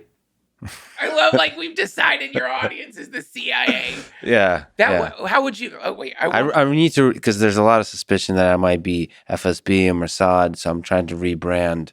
I'm trying to steer them into the CIA direction. No. As far as what happens when you die, one thing I return to when I'm getting overly complex is the idea of as above, so below. So that you can, a lot of the big questions can be answered by your own experience now. So, in other words, like in terms of thinking about like death, if you look back to baby Lex versus adult Lex, where's the baby? Like, baby's gone. You've regenerated all your cells many times by then. So, in a way, you could say Lex baby died. The death didn't look like a typical, and I'm not trying to dodge it, but I'm just saying it was very natural, that the death of that baby. So in many ways that baby died, but I am, at least personally, I'm surprised how much the person is exactly the same. So there's many ways in which you're very different, but there's a lot of ways in which you're very much the same. Sure. And I wonder if life is defined by many deaths that continue on, and then I wonder if there's something persists. Sure. Beyond in this, there is something that still persists. I wonder. Okay, so that now, obviously, there's so many different answers to this question that are religious, and ranging from like the most absurd shit you ever heard in your life, like the gold. You're gonna get a mansion. There's Mhm. gold streets. Like, I don't. Do you even want like gold streets? Who Like offers gold streets? I know about the that. virgins, but there's a Vir- bunch of virgins. the Which Christians is give you the gold streets in the mansion, like depending on the and whatever the particular sect of Christianity is. You know, you it's like some kind of city.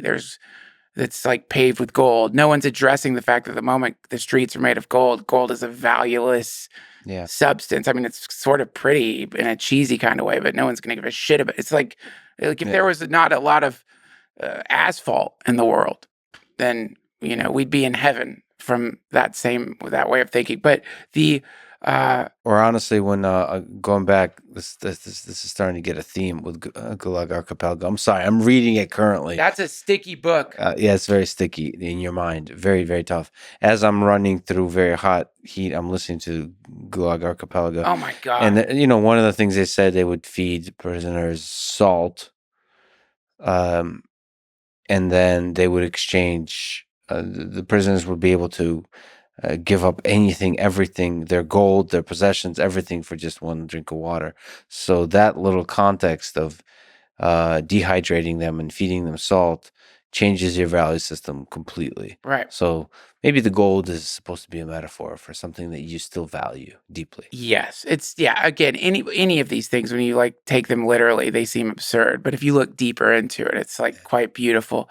But the Buddhist version of it is that there's a momentum. The best way to put it is it's a kind of momentum.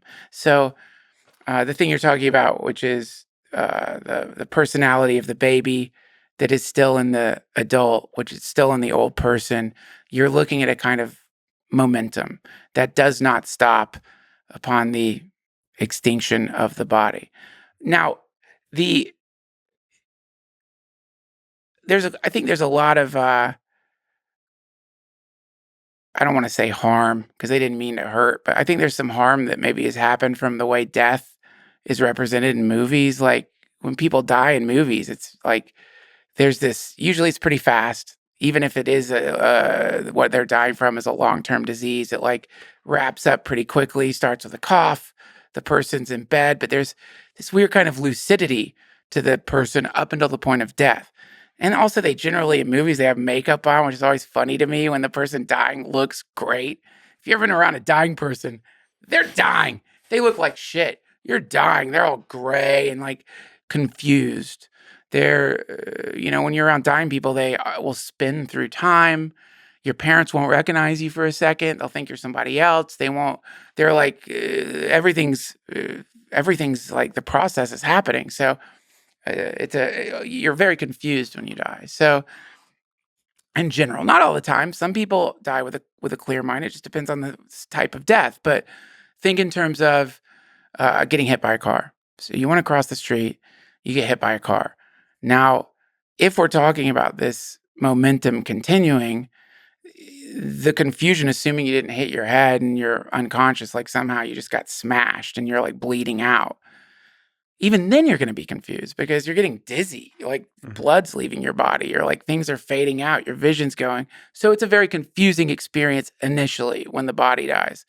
If you are a materialist who has convinced themselves that it's a permanent thing, the next bit of confusion is going to be when you realize something is persisting here, like I'm still here. And this is where you run into the near-death experiences, which are a global phenomena that don't seem to be completely shaped by culture.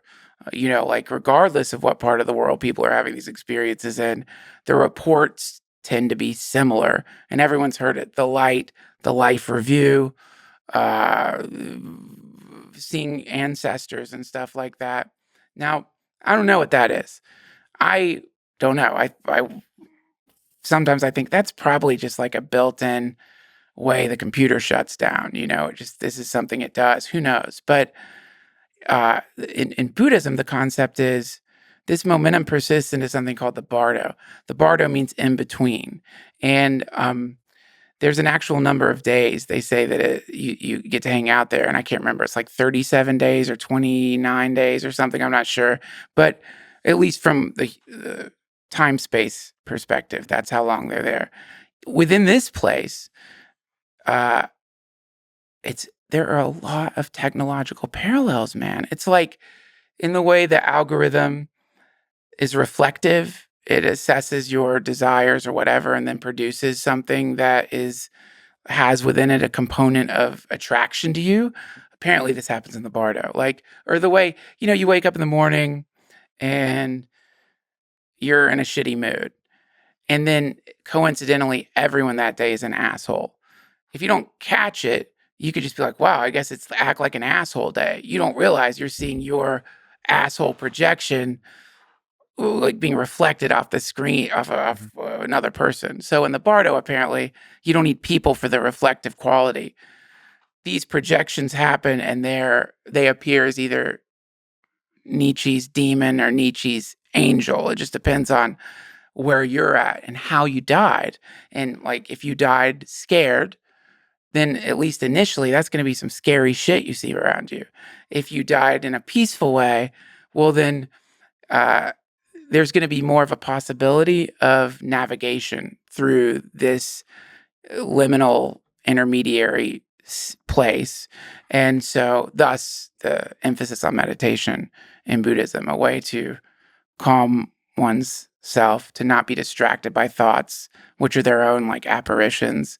And then theoretically, if you wanted to, instead of spinning the wheel again and jumping back into a body, you could choose not to do that and then, transcend the wheel of birth and death. But if you still wanted to go back or return or whatever, however you want to put it, then you could have more control over what your next birth might be versus in this depiction of things, people running from demons that they don't recognize as their own projection into any fucking body that they can find. Because if you've had a body, you want a body. And so this is how you could incarnate as an animal. This is how you could incarnate in the hell realms. This is how you could incarnate in any variety of things. But the idea is like maybe you could slow down a little bit and like choose a birth that is going to be more conducive to you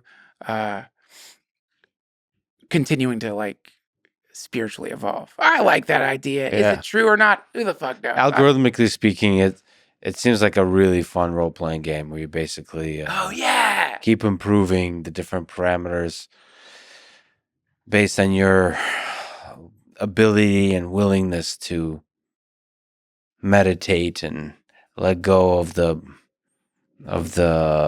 menial concerns of life on earth. Yeah. Why do you think Buddhists see life as suffering? What's suffering? Okay. Well, first of all, that gets mistranslated quite a bit. You're talking about the Four Noble Truths. The first one is it often gets translated as life is suffering, which is not it. It's there is suffering. The whole life is suffering thing is just like the spiritual version of life's a bitch, and then you die. And people hear that and they're like, yeah, life is fucking suffering. But it's there is suffering. There is suffering. So it's an affirmation. If you're like this thing that a lot of people feel that they associate with they have a lot of reasons they think they're feeling it, is known as fundamental dissatisfaction. So another word for suffering maybe could be fundamental dissatisfaction. Also, the term itself, maybe a better translation is wobbly wheel. So like imagine like when your bike doesn't have or your car doesn't have enough air in the tires, your bike doesn't have enough air in the tires. It's kind of a shitty bike ride. Like no matter what, just kind of like, it's like uncomfortable. It's like irritating. So this is what's being pointed to, is that there's this quality within a human life that is unsatisfying. Like a wobbly wheel. Wobbly wheel. Why do you think, what is at the core of that dissatisfaction? Because it could be as simple as kind of physical and mental discomforts and sadness and depression and all that kind of stuff. Yeah. Or it could be more speaking to the sort of existentialist, the philosophical, the absurdity of it all. Yep. The fact that stuff happens, good stuff happens for no reason, bad stuff happens for no reason. Yeah. That no matter how much you try, there's not a universal fairness to the whole thing. There's not even a universal meaning to the whole thing. Sure. So the existentialist perspective. What flavor of suffering do you prefer? If it was an ice cream shop. That's so funny. Well, I'm definitely picking desire over the, like, if in the RGB that we're talking about here is desire, Mhm. aversion, and ignorance. So if you want to find like the three ingredients that are giving everyone their sophisticated bits of suffering, there you go. That's what it is. In which way does desire manifest itself in suffering? It hurts. To lose, to not have. Like, yeah, it hurts to not, like, to eternally not have, but just like my friend pointed this out. He's like, like, you order something from Amazon, like, Yeah. even in the smallest way, you're excited about whatever the thing is. You order this thing from Amazon, it's not coming for 4 days. So those 4 days are going to be somewhat marked by you being what people say, I'm excited about it. But really, if you look at that feeling, it's uncomfortable. Like, the feeling of wanting the thing is uncomfortable. So that is a form of suffering. That's suffering. Interesting. I mean, I wonder, because we naturally reframe that in our mind, wanting, we reframe that as a good thing, as and maybe suffering is fundamentally good in the way we think of what life is. So Yes. like it's life affirming, but it's not usually how the word suffering is used. Well, it's true. It's true. Like, the first noble truth of Buddhism is true. It's called the truth of suffering. There is suffering. I mean, this is like an element that you can't break it down any further than that. Like, there is suffering. This is truth. So if you think, and again, assigning like good or bad to truth, I think maybe there's more of a sort of neutrality there. It's just what it is. It's truth. I mean, is it basically, is suffering any disturbance from stillness is suffering then? Like basically anything that happens in life that That's cool. that's like that perturbs the system. Ripples in the empty. Ripples. Ripples. Yeah. So a still lake is empty of suffering, but any kind of ripple is suffering in that sense. A still lake is empty of suffering. Yeah. You sound like a Zen master. Seems like something a Zen master might If say. I can just grow a beard like yours. No, the beard doesn't help. If I had your chin, you think I'd have a fucking beard? I look like a stork. You should see me. If I had your chin, there would be no beard here. No, you have a symmetrical, nice chin. This is the closest I can come to plastic surgery. Pubic plastic surgery, friend. That's how you know you're a professional comedian. Yeah, it's just suffering. There is suffering. And the lake analogy is pretty good because what's happening here is that we have become identified with something that we call a self. So the self is just accepted. I have a self. I have an identity. I'm a person. I have a self. But when you start doing scans to try to find yourself, which is the entire thing, I'm going to find myself. You get in a van, go to California, take some acid, fuck a prostitute on the bus or whatever Kerouac did. Too I'm far. going to find myself. He didn't. She wasn't a prostitute, just to correct the record. Oh, previously a prostitute. I guess once a prostitute, always a prostitute. You know what? She's a former prostitute. I don't think that. No, and look, I'm not not assigning. Look, all I'm saying is, I don't care. Who cares? Who has a bit of prostitute? God, I used to be one in Vegas. It was the worst. A kind of prostitute. Yeah. Yes. But we make love and we make money. Therefore, we're all a kind of prostitute. God, how great. I would really love to be able to make money by fucking. I mean, it's maybe not directly, but in some sense. Directly.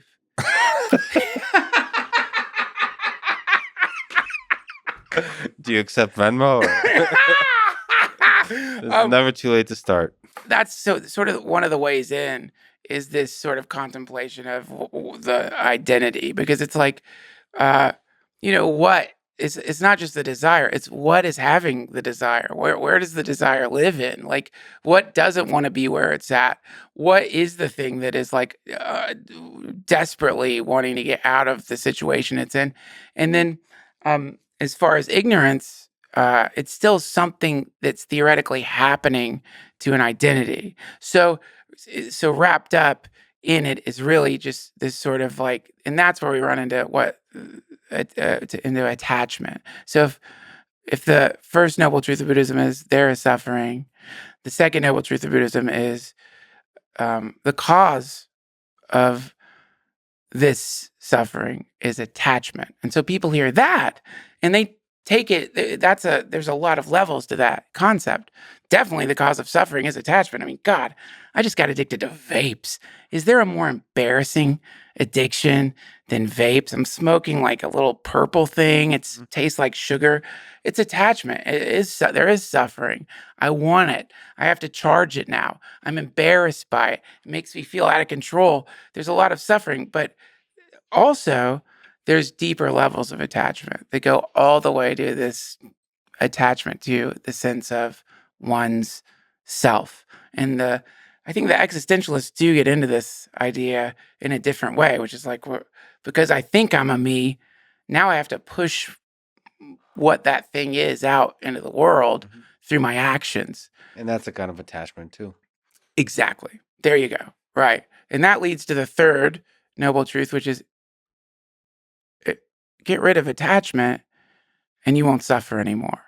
It seems logical, but it is a mathematical analysis of this particular problem of suffering it's addressing. And then the fourth noble truth is the Eightfold Path of Buddhism, which is like a process by which one could unencumber oneself from this identification with something that isn't real. Do you need a bathroom break? Yeah, thank you. I do. I appreciate that. There's a funny moment. I was running in the heat yesterday listening to Gulag Archipelago, and which was a very welcome break because I'm looking for any excuse to stop whatsoever. The gentleman, very nice gentleman, stopped me, recognized me, and just said a bunch of friendly things. And then he mentioned as one of the people who really inspires him is Duncan Trussell. I was I'm the same way, and I told him, tomorrow. It felt like a name drop. I name dropped you this morning. I was like, tomorrow I'm gonna get to meet him. So he says hi, and and he said that he watched Midnight Gospel on mushrooms, and it was like the greatest mushroom experience of his life. I don't know. Yeah, man. I was nervous about meeting you, man. Like, I have so much respect for you, and like, I name dropped. I was saying I'm going on Lex's podcast today. Look, we're so lucky we all live here. What the fuck? We're all living in Austin together. Yeah. Like, I somehow like missed that, but we all got to hang out. We all have to like start doing stuff together. Well, you have to appreciate this moment. I remember, I know some people are less sentimental than others, but I remember sitting with Joe Rogan and with Eric Weinstein, I believe it was, yeah, and at the back of the Comedy Store, wow. Shortly before COVID, I think, and just thinking like, there's no way these things will last, and these things meaning the Comedy Store, Joe Rogan. Yeah. Joe Rogan, like a podcast, influential podcasting person. Yeah. Also, a person like in this room, in this space, the ability to just talk for hours and lose ourselves in this moment. Yeah. It just felt ephemeral somehow, temporary, and I just wanted to capture that moment somehow. Like, I don't know. Sometimes that's where the temptation to take a picture or any of that kind of stuff or record a podcast comes from. Right. But it just felt like it'd be gone forever. Of course, Joe doesn't seem to have that kind of sentimental. No shit at all. It's just wherever you end up, you just enjoy the shit out of it. Right. That's it. Well, and that's something you have to cultivate. Yeah. That's not an easy. The thing you're talking about, God, have you seen these? I think the best analogy for what you're talking about, there's these videos where people give like a sugar cube to a raccoon, but the raccoons, they wash their food. So raccoon, or I think it's cotton candy. They give the raccoon cotton candy. Immediately it washes the cotton candy. And of course the cotton candy dissolves in the water. And the raccoon is like, what the fuck? Like, and the thing that grasping you're talking about, it's like the raccoon washing the cotton candy. Like the moment you get into the grasping part, you paradoxically have pulled yourself out of the moment that inspired the grasping part. And that's some people, that's the entirety of their lives, trying to record. I mean, Jesus, man. You ever see people film fireworks on the 4th of July with their phone? It's one of the most remarkable aspects of human behavior, which is like, they're not going to watch the fireworks on their phone. Only a lunatic would do that. Like, who's going to go back and look at fireworks? But we're also in this position where, because of podcasting, there is some aspect where you can record a magical moment in time together between two people, or even just with a camera. So to get back to the lake that you were talking about, this is emptiness. So that's emptiness. That's what's known as emptiness. The lake is emptiness. And that's what we are. Emptiness. And that's another thing that gets very confused in Buddhism, is that emptiness. And that emptiness that's to me, like when I'm going to do a podcast, that's where I try to go. I try to go just in the moment. No agenda. If I am nervous or whatever, okay, I'll feel the nervousness, but just drop into the moment. That's when time changes. And then you look up, hours have passed. It feels like a second. And the reason it feels like that is because if you successfully dropped into the moment, it's the lake now. It's emptiness. It's forever. For a second, you're like you're dipping into eternity. And yeah, it's a very strange thing to as part of that record it, as part of that, try to like grab it and put it out there, but it works. Can you speak to that, to the Duncan Trussell Family Hour? Can you speak about that purple lavender world you go to when it's most intense and successful for you, when you feel a sense of lightness and happiness when it works? Yeah. Whether it's your own or a conversation with Joe in general. Whereas, yours is very specific because it's audio only. Maybe you can also speak to that. Yeah. You might as well be naked, or you don't have to. Yeah. You're free of the conventions. Yes. Of the real world.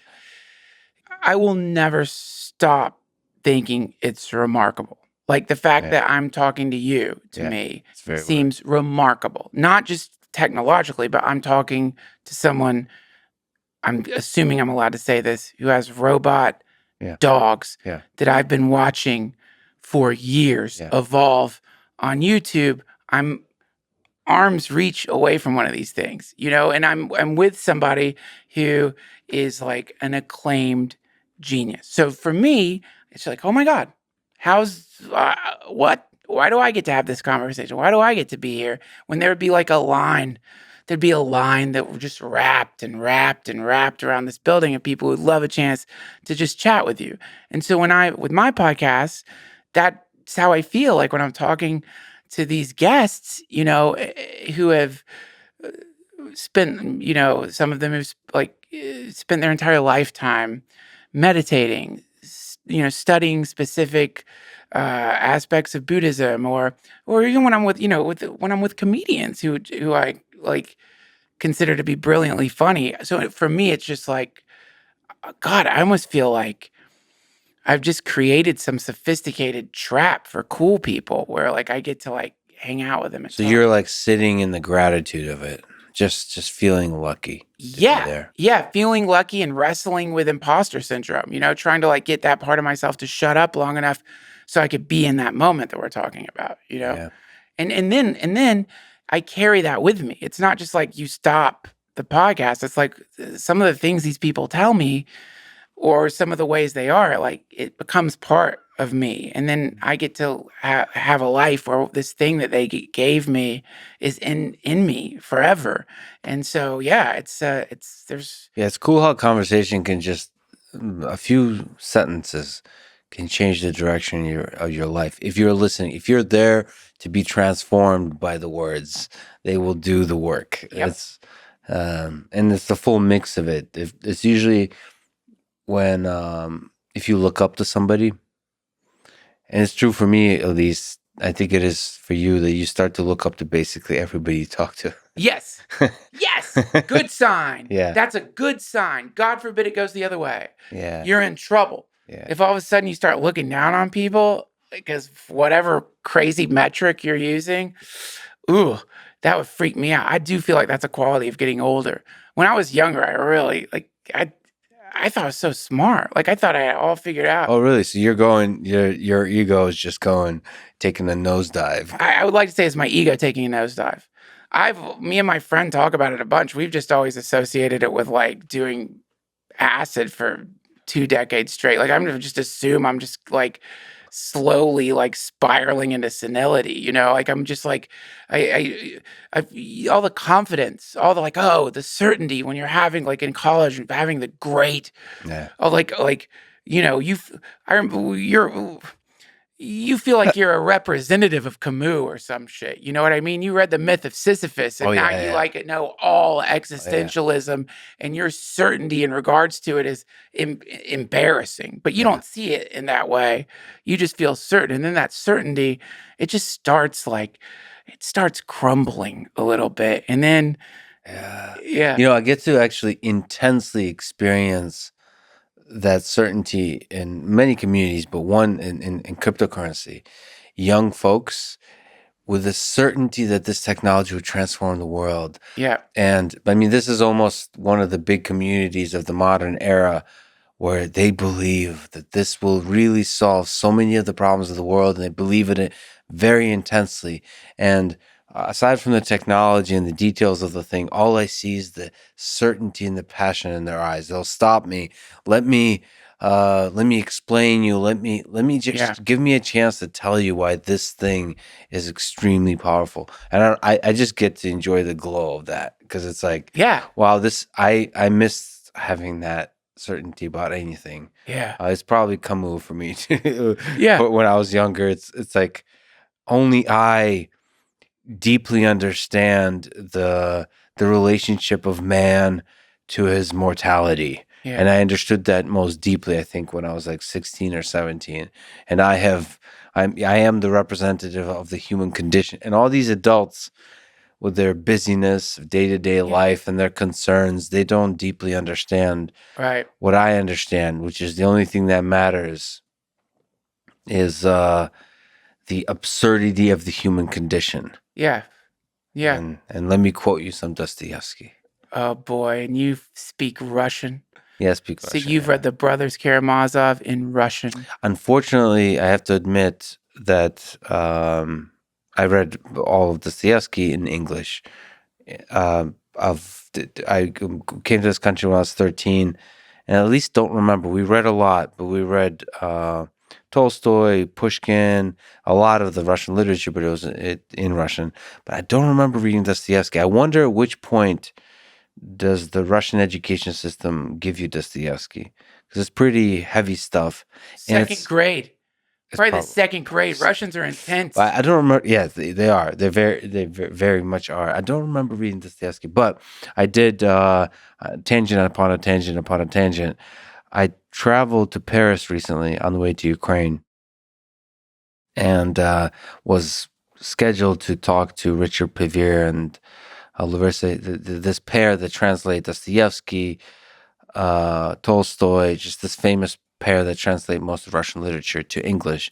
And I was planning to have a sequence of, 5, 10, 15-hour conversation with them about the different details of all the translations and so on. I just found myself in a very dark place mentally where I couldn't think about podcasts or anything like that. It caught me off guard.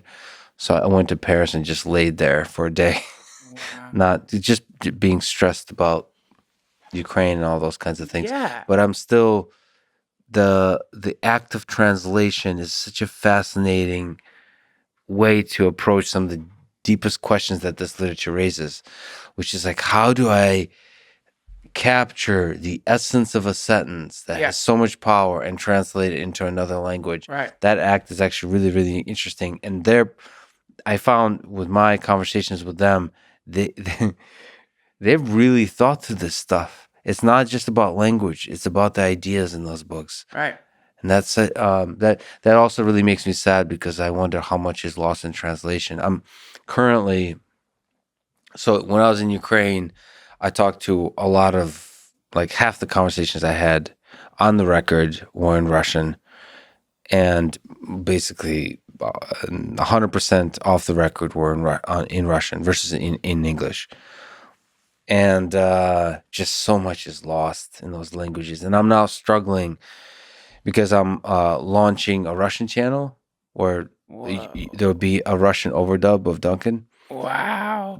Your wow will now be translated into Russian. What's Russian wow? It'll just be wow, probably. Oh, cool. I'm so sorry for the difficulties of having to translate wow. Usually, probably with wow, they'll leave it unoverdubbed because people will understand exactly what you mean. But that's an art form, and it's a weird art form. Yeah. It's like, how do you capture the chemistry, the excitement, I don't know, maybe the humor, the implied kind of wit. I don't know. There's just layers of complexity in language that it's very difficult to capture. Yeah. And I wonder how it is sad for me because I know Russian, how much is lost in translation. And the same, there's a brewing conflict and tension with China now. And so much is lost in the translation between those languages. Oh my God. Yeah. And cultures. The music of the people is completely lost because we don't know the language, or most of us don't know. Yeah, how much of the conflict is just problems in translation? How much of all these problems that we're having are just the alien sense of this or that? It's just as simple as that. Words are getting a tiny warp away from the intent of, if when we both speak the same language, we can still say something that offends someone when you never intended that at all.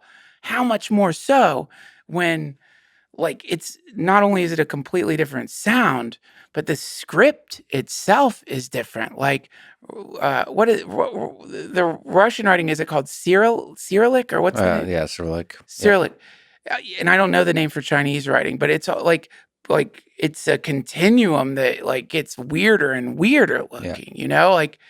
It's so, yeah. Or less weird, depending on your perspective. Yeah. I'm sure, depending on where you're at. I'm about the farthest thing from a polyglot as there could be, man. Like, but I'll tell you, at one point when I was getting fascinated by Dostoevsky, I did have this very transient fantasy about learning Russian so that I could, like, understand the difference in the... You were 17, 18 at the time. College. Yeah. College. Brothers Karamazov, lost in that book. Just like, oh God, so in love with it. Well, there is definitely, like, Ukraine, and this is what a lot of the war is about, is saying, Ukraine and Russia are not the same people. There's a strong culture in Ukraine. There's a strong culture in Russia. But, I know, because that's where my family's from, there is a fascinating strong culture, but there's such strong cultures everywhere else too.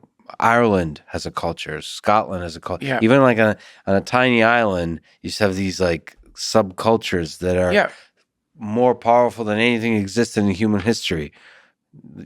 Like the Bronx, I don't know, like Brooklyn, like different parts of New York have a certain culture, and then New York versus LA versus, and then certain places are looking for their culture. Like, I think Austin, I don't know what Austin is. I don't think anyone knows. There's a traditional Austin, and then it's evolving constantly. Same with Boston, a place I spent a lot of time. Right.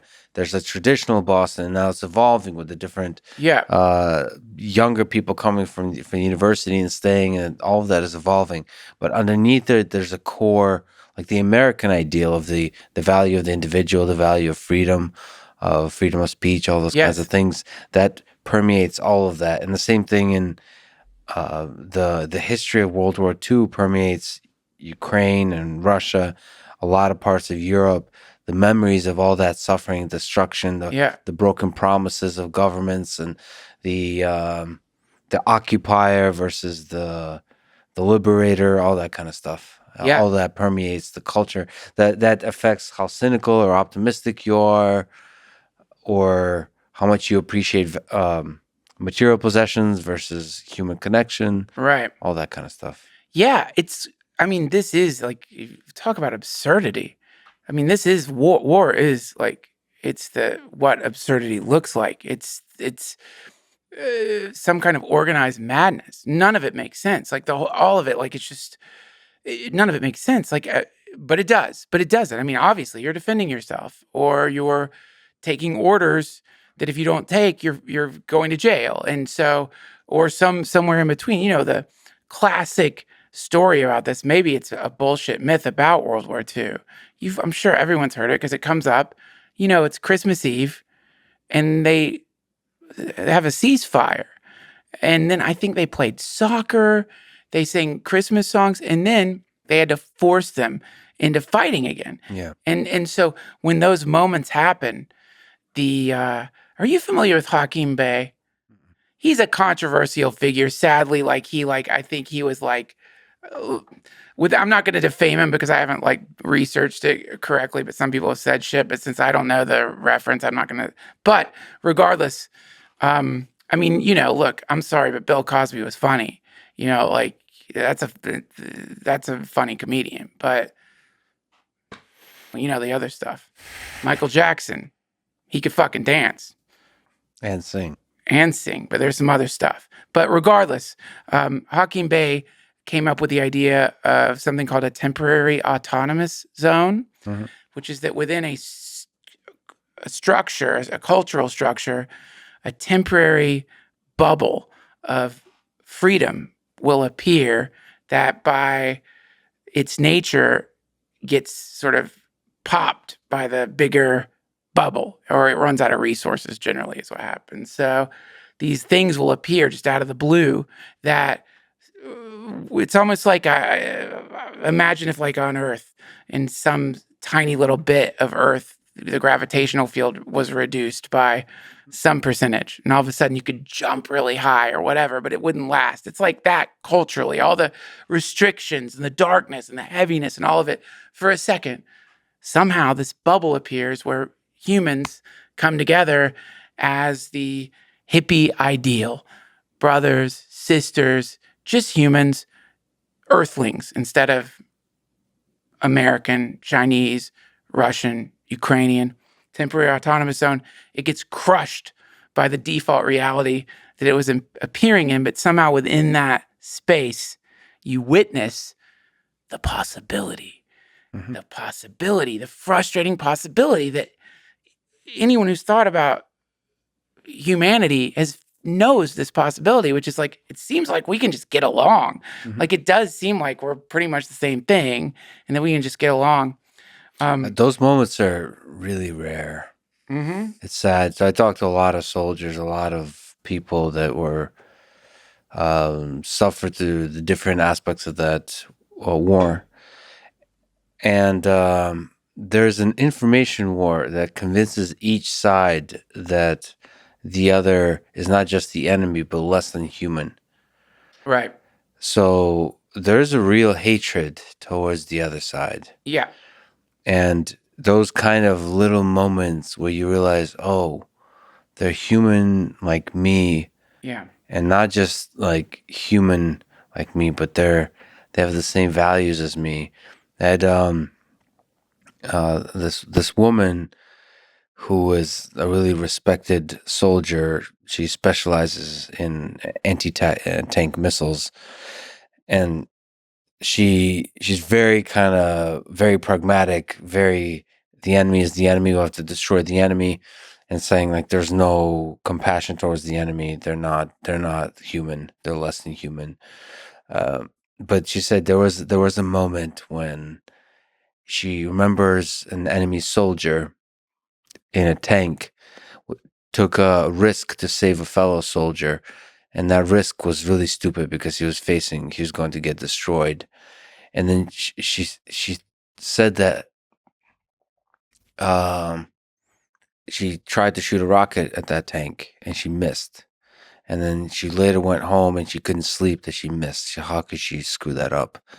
But then she realized that actually she missed, maybe she missed on purpose Yeah.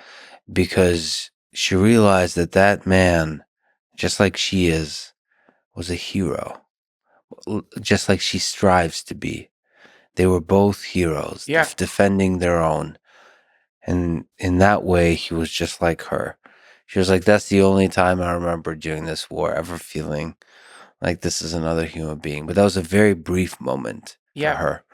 And I just hear that over and over and over again. These romantic notions we have of we're one, that we're all just human. Unfortunately, during war, those notions are rare. And it's quite sad. And war, in a certain way, really destroys those notions. And one of the saddest things is it destroys it, at least from what I see, potentially for generations. Oh yeah. Not just for those people for the rest of their life, but for their children, their children's children. The hatred. I mean, I asked that question of basically everyone, which is, will you ever forgive, for asking of Ukrainians, will you ever forgive the Russians? Do you have hate in your heart towards the Russians? Or do you have love for a fellow human being? And there's different ways that people struggle with that. Different people, they saw that they saw the love, they saw the hate with their own heart, and they struggle with the hate they have, and they know they can overcome it in a period of weeks and months after the war is over. But some people said, no, this hate that showed up in February when the war started will be with me forever. Well, yeah, their kids got killed. What the fuck are you gonna do about that? Like, I don't care. I've got aphorisms and cute little stories about, you're still in prison if you hate your former captors. But man, I gotta tell you, if somebody hurt my kids, I'm not coming back. I mean, there's no amount, at least right now, in my approximation, of spiritual literature, meditation, or anything that I can really think of that is going to give me that kind of space. Like I think I imagine in the same way, like I imagine I could probably run a marathon eventually, but do I think I'm ever going to do that? That times a million. So man, all we can do is have compassion for their hate, because it's like, what are you going to tell? What are you going to say? Yeah. What are you going to say to someone like that? Oh, for the sake of humanity, let it go. It was just your kids. It was just something you loved more than anything in the world. You'll never be okay again. You're gonna have nightmares for the rest of your life. But you should forgive. No. Well, there is truth in the fact that forgiveness is the way to let go, right? But that truth is not that you fuck you, right? This is Which is why it's not your job to say that. It's not Sure. that you're doing that. Yeah. I know you're not. But the problem with people like me, early phase, you could get this stupid missionary thing going where you like start trying to like, I don't know, like proselytize ideals that you might be incapable of, and I just hearing it, that's the, man, I saw this, the thing that, like, I mean, I've seen a lot, all of us by now probably, if we're online, I've seen, and you just saw it in person. Like, we've seen things that are just horrific. But as a dad, man, I just saw this clip of this kid around the age of my kid walking by himself, these refugees, just walking by himself, the look on his face. I can't explain the look on his face. I don't know what happened to his parents. I don't know what happened. Like, it was so upsetting. I like, even thinking about it now, it's just like, fuck, that could have been my kid. That could have been my kid, So knowing that kid's got to grow up now. I don't know, is the kid's parents still there? And that's just one of countless orphans out there now. So when you have this hate, and the question is how to direct it. Because the choice is, you can direct it towards the politicians that started the war. You can direct it towards the soldiers that are doing the killing, or you can direct it towards an entire group of people. Mm. And that's the struggle, because Wow. hate slowly grows to where you don't just hate the soldiers, you don't just hate the leaders, you hate all Russians, because they're all equally evil, because the ones that aren't doing the fighting are staying quiet. And I'm sure the same kind of stories are happening on the other side. And so there is that hate is one that is deeply human, but you wonder, for your own future, for your own home, for building your own community, for building your own country, how does that hate morph over the weeks and months and years? Not into forgiveness, but into something that's productive, that doesn't destroy you, because hate does destroy. That's the dark aspect of a rocket that hits a building and kills hundreds of people. The worst effect of that rocket is the hate in the hearts of the loved ones to the people that were in that building. Is Yeah. that hate is a torture over a period of years after. And that it doesn't just torture by having that psychological burden and trauma. It also tortures because it destroys your life. It prevents you from being able to enjoy your life to the fullest. Right. It prevents you from being able to flourish as a human being, as a professional, as a in all those kinds of ways that humans can flourish. And I don't know. It's such a there is an aspect where this naive notion is really powerful, that love and forgiveness is the thing Yeah. that's needed in this time. And when I talk to soldiers, they don't, I remember bringing up to Jocko, is there a sense where the people you're fighting are just brothers in arms, bringing up the Dire Straits song, Brothers in Arms? And he was basically, without swearing, saying, fuck that they're the enemy. Yeah. I mean, he's literally in survival mode. Yeah. He can't think like that. It's going to create latency in the system, and that's going to lower his survivability. You can't think that. I mean, we're talking about like cognitively, you can't have latency. Like if you're that one moment of hesitation, like you see it sometimes, like in these YouTube videos of somebody, a new cop has been unfortunate enough to run into something that is a phenomena, suicide by cop. Somebody has a knife, and that person is running towards them with a knife, and they're begging the person to stop. That you can hear it in their voice. They're begging, stop, stop, stop, stop. And the person is not going to stop. So the critique of that is that latency could potentially not just lead to the cop getting killed, but to that person with the knife killing other people. And so, I get, if I were out there, I think that like you probably just as a matter of like not getting shot and being fully in the moment, you have to be like that. I would guess. I don't know. I'm the furthest thing from a soldier there could be, but there's something Jack Kornfield, this great Buddhist teacher, says, which is, tend to the part of the garden you can touch. Meaning, this is where we're at right now. Thank God, you and I, though we are experiencing some like ripples from what's going on over there, everyone is, we're not there. And thank God, we don't have to come up with the psychological program for people going through that to no longer be encumbered by that hate. Thank God. And I don't know if that's just lazy or whatever, but it's like, for me, I have to bring it back to, all right, well, here's where I'm at now. And I don't want there to be war. I don't want to hurt people, but yeah, I love what you said. I think what you said is if anything, is the most intelligent way of looking at it. It's like, don't pretend that you're not going to feel that hate.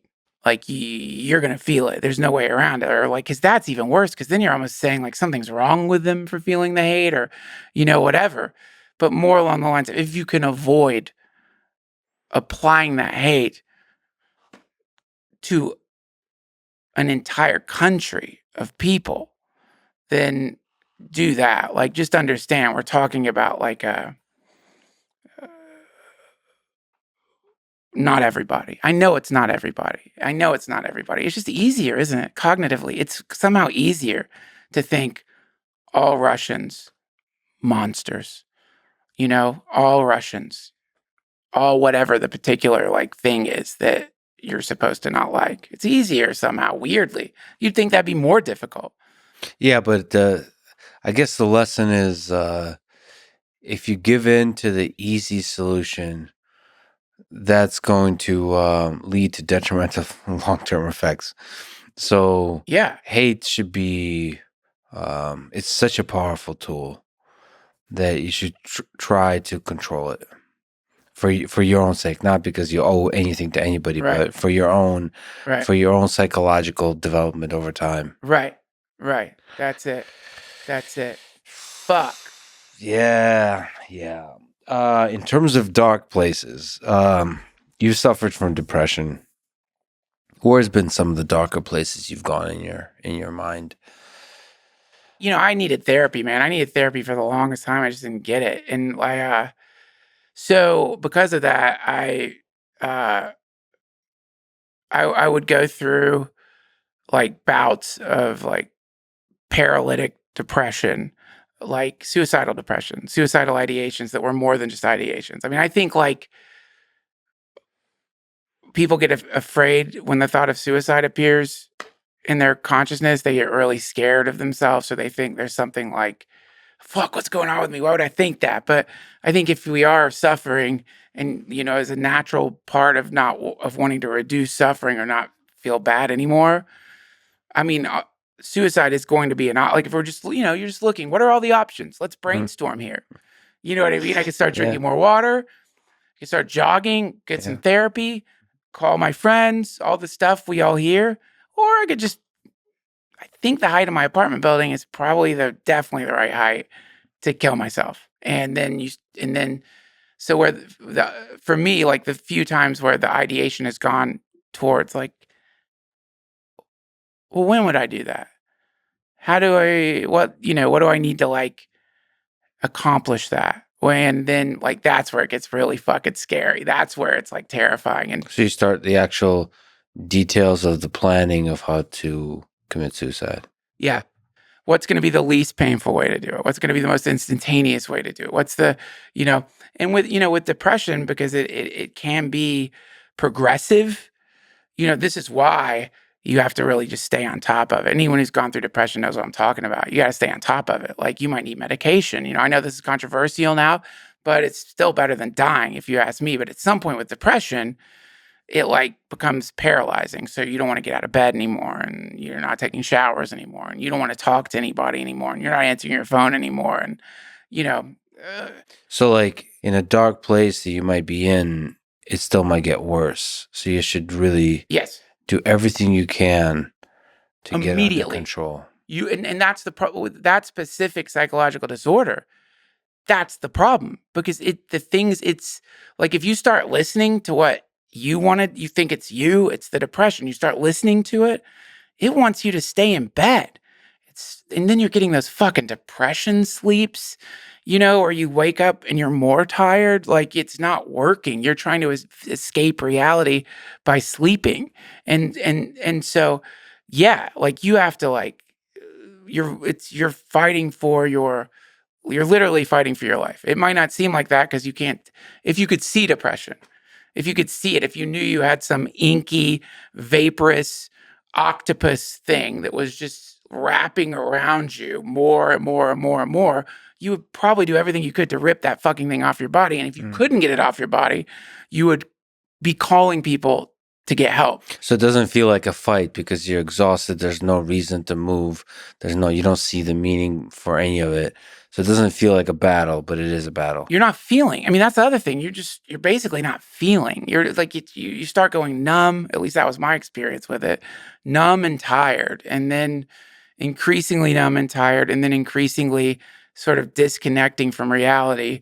And then somewhere in there, that's when you start playing around with the idea of like, oh, I don't know if it's worth it. I don't know. Now, I think compared to some of my friends who haven't survived, obviously, who haven't survived depression, like mine was definitely not whatever theirs was like. I've heard, I mean, to understand it for folks out there who maybe haven't gone through it, just imagine if like how bad you have to feel if death is the solution, like violence against yourself so that you die is the solution. Like just it flies in the face of everything. So I would, yeah, that was definitely the darkest place that I've ever been. Is it just that death doesn't seem like, because you don't care about anything anymore, that death just doesn't seem like that bad? Yeah. Like you're not able to appropriately assign the negative cost to this solution. Right. It just seems like a reasonable solution. Yeah. But I think also what's going along with it is like, it's not like your brain isn't working. Like you're not thinking. You're not thinking clearly. Like at least again, was my experience of it. It's a fog. You're in some kind of like you're confused. There's confusion. There's shame. You feel embarrassed.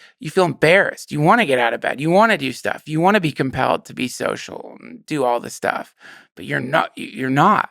And like you seem, if people don't know what's going on, and you're not telling them because you're embarrassed, because you want to have some like uncorrupted, unwarped psyche.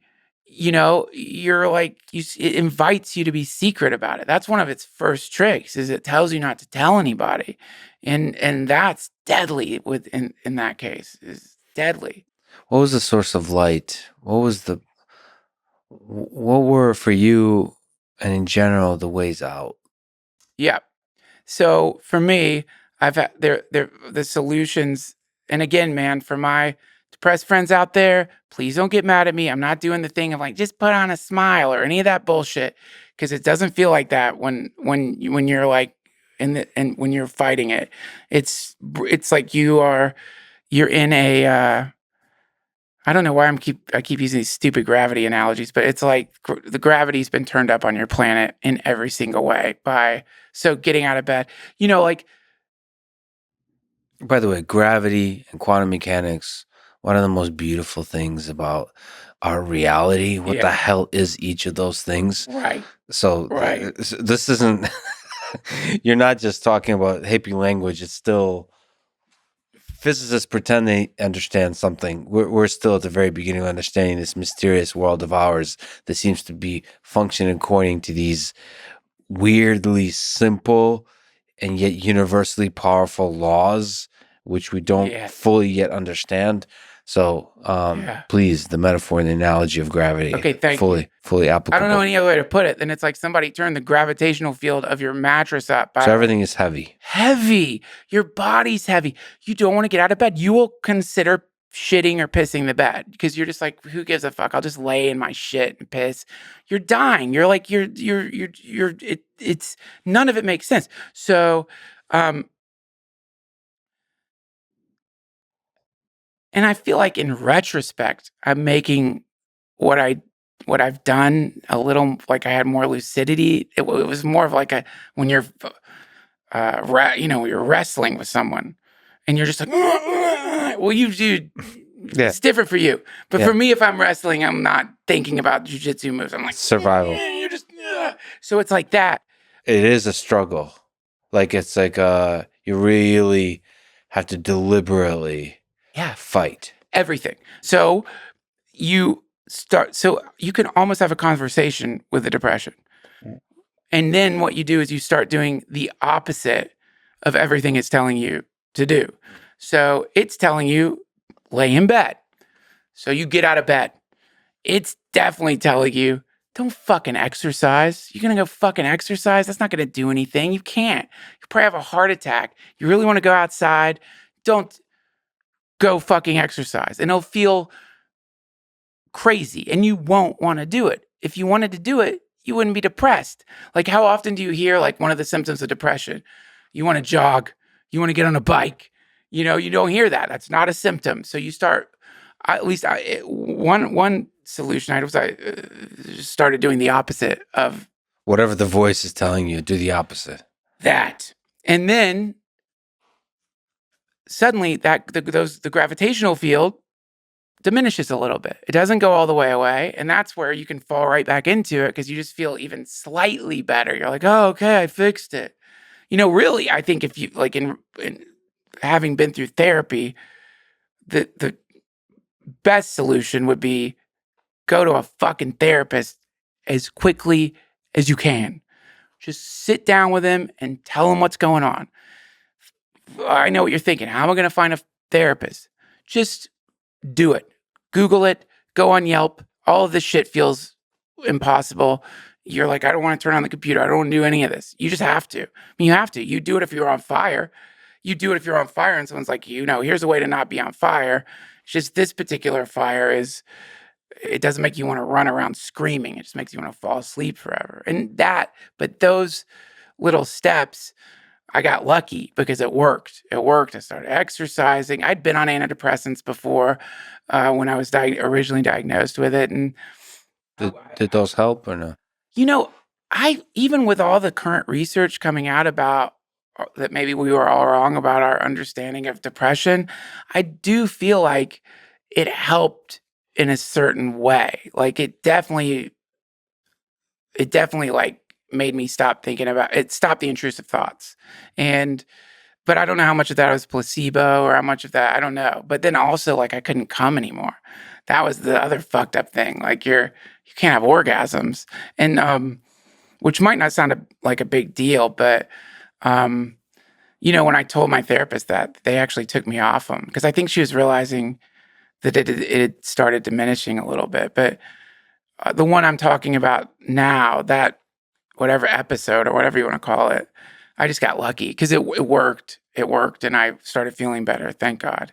Now, if you suffer from depression out there and you've had a remission of the depression, you know it's really like it's scary to have mental illness because everyone gets bummed out. I mean, that's just normal. Like, you're going to get bummed out and not want to do anything sometimes. It doesn't mean you have a clinical depression. You might just be bummed out or grieving. You might be any number of things. But when I get really nervous if some of those symptoms start showing up. And at one point, I felt like that was happening again. And I did intramuscular ketamine therapy, which... Now, that was the damnedest thing I've ever experienced. Aside from the fact that ketamine is immensely psychedelic, I just remember going back to the hotel after the experience with the clinician, and like, you know, it's like with depression, it's like a headache that starts coming on, but you're like, this headache might last for years. It might last for 6 months. It might get worse and worse and worse. And so I went back to the hotel room and it was just gone. Like, I just felt normal. I felt great. It was like the most remarkable thing ever. So, you know, look at the research on ketamine right now. It's like, it's not like bullshit. It's not like woo-woo science. There's really, really good data out there showing that something like, I think it's 60%. I don't know what the percentage is, but 60% of people with an endogenous depression, when they get ketamine therapy, will experience remission, regardless of whether you trip out or not. It just does something that I don't know if they know what it is yet. I don't care if they do, but that one thing worked, and basically you keep fighting until something works. Exactly, it's a survival issue. And it's a survival issue. It's just, I think, because it's kind of so slow moving, you might even forget it's progressive. You could easily just think that you're just a kind of bummed out person, or you start thinking that these aspects of your psychology are permanent when they don't have to be. What about other people in your life?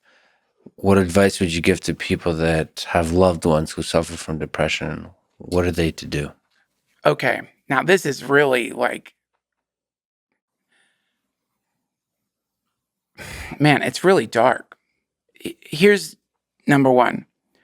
This is what somebody told me when I lost a friend to suicide, because when you lose a friend to suicide, when you lose a loved one to suicide, you're going to blame yourself. It's like in the periphery of suicide, there is a circumference of guilty people who all feel like, oh, if only I'd said this at the right time, if only I'd listened more, if only I'd seen that warning sign, or if only this or that.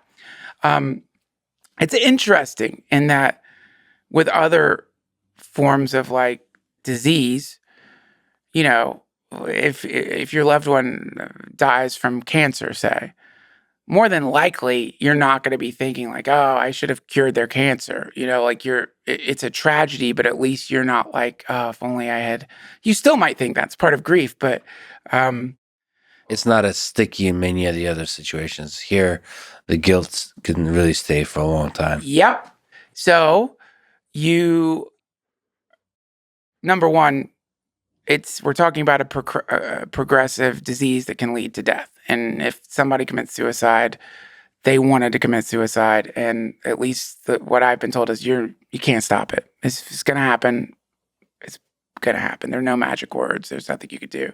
So, people who've lost people to suicide, what I'm talking about. Like, you can watch it happen in real time, and there's just nothing you could do. That being said, being responsive to when it seems like someone's really reaching out for help, and knowing that maybe especially if it's someone who's like doesn't talk like this a lot of the time, and sentences start coming out of their mouth that if you weren't really paying attention might not seem like a big deal, but for this person it's kind of anomalous that all of a sudden that's happening. Now that's when you can be a good listener and, open up to them and hear what they're saying and see like, oh shit, are they asking me is this them asking for help?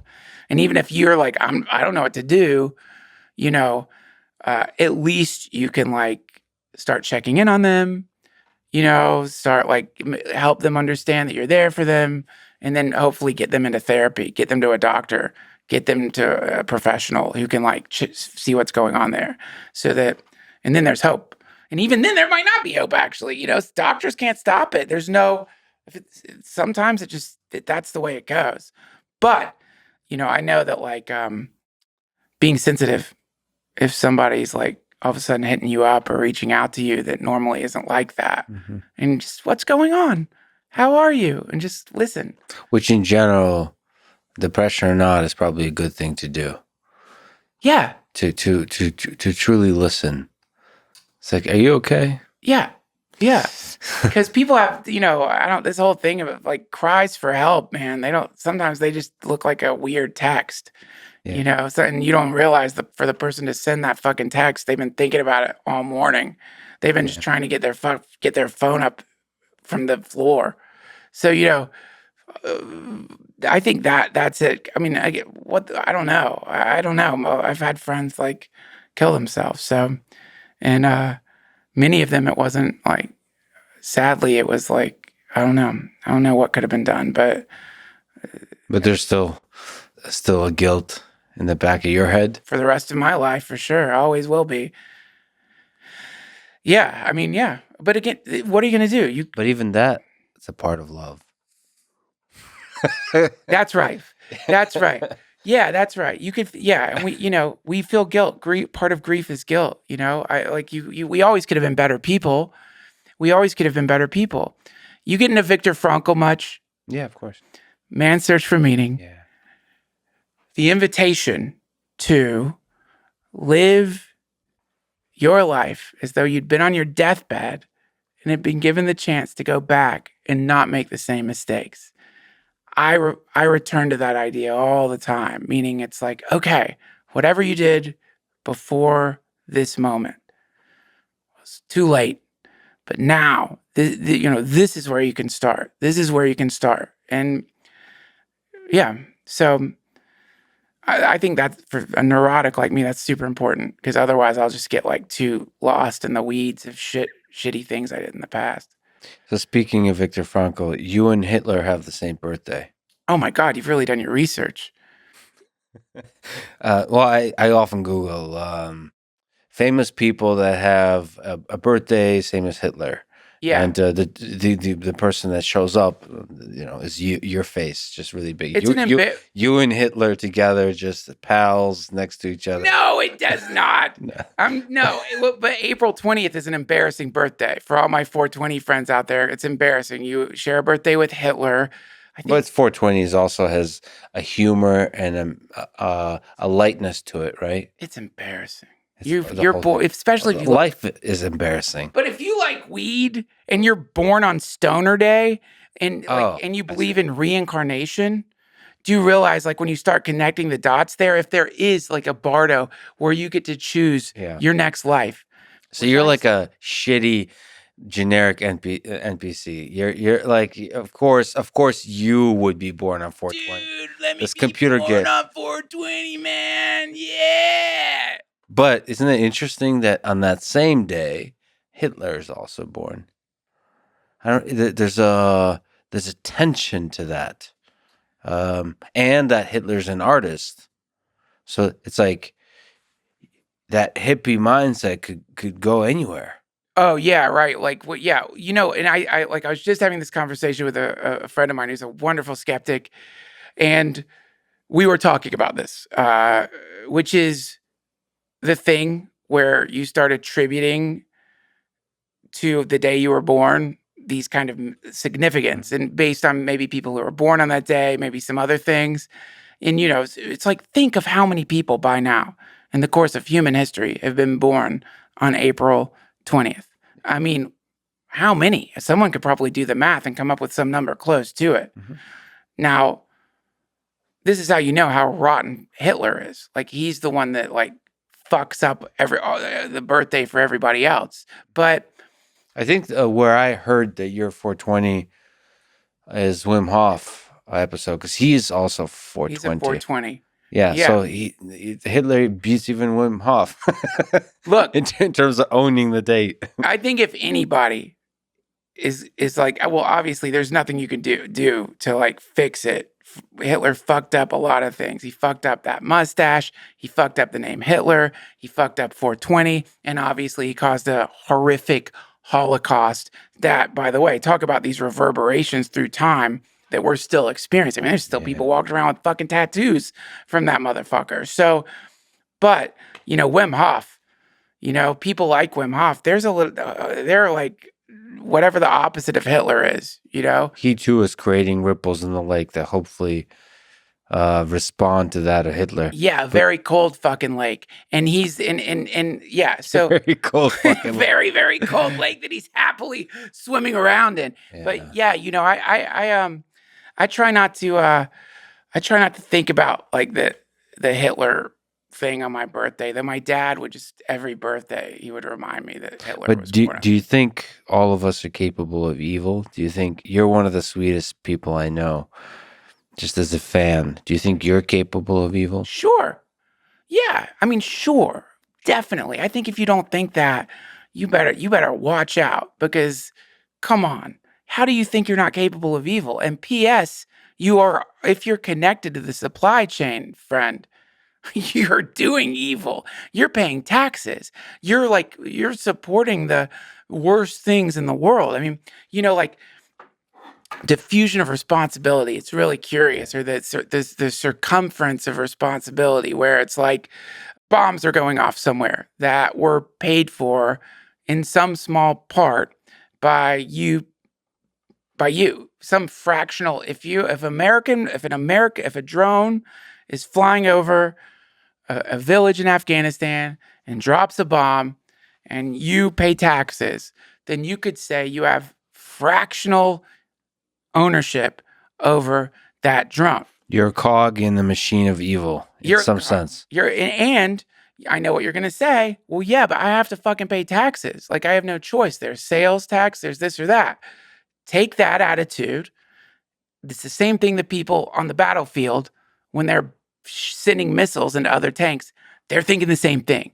It's just they're more directly responsible for what's going on. But in Buddhism, this idea of dependent co-arising, dependent co-arising. We're all connected. We're all part of this matrix. We're all connected, meaning we all share responsibility for the evil in the world. So even if you aren't directly committing evil acts, if you're seeing something in the world and you're thinking that's evil, you're probably not quite as separated from that as you like to believe in some tiny, infinitesimally quantum way. You're connected. So, And there is a sense, I've gotten to experience this over and over, that one individual can actually make a gigantic difference in.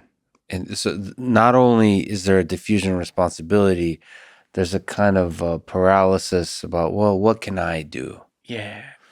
Sure, I understand, but what can I do? And I think just looking at history and also hanging out and becoming friends, but also interviewing people that have had a tremendous impact, you realize you're just one dude. Yeah. You're like a normal person. You're not that smart even. Like a lot of people aren't like in some kind of magical way where you have a big head that's figuring Right. out everything. No, you just saw problems in the world and you're like, hey, I think I'm going to try to do something about this. Yep. And you stay focused and dedicated to it for a prolonged period of time and refuse to quit, refuse to listen to people that tell you that this isn't like impossible. Here's how others have failed. Yep. No, I'm gonna do it. That's it.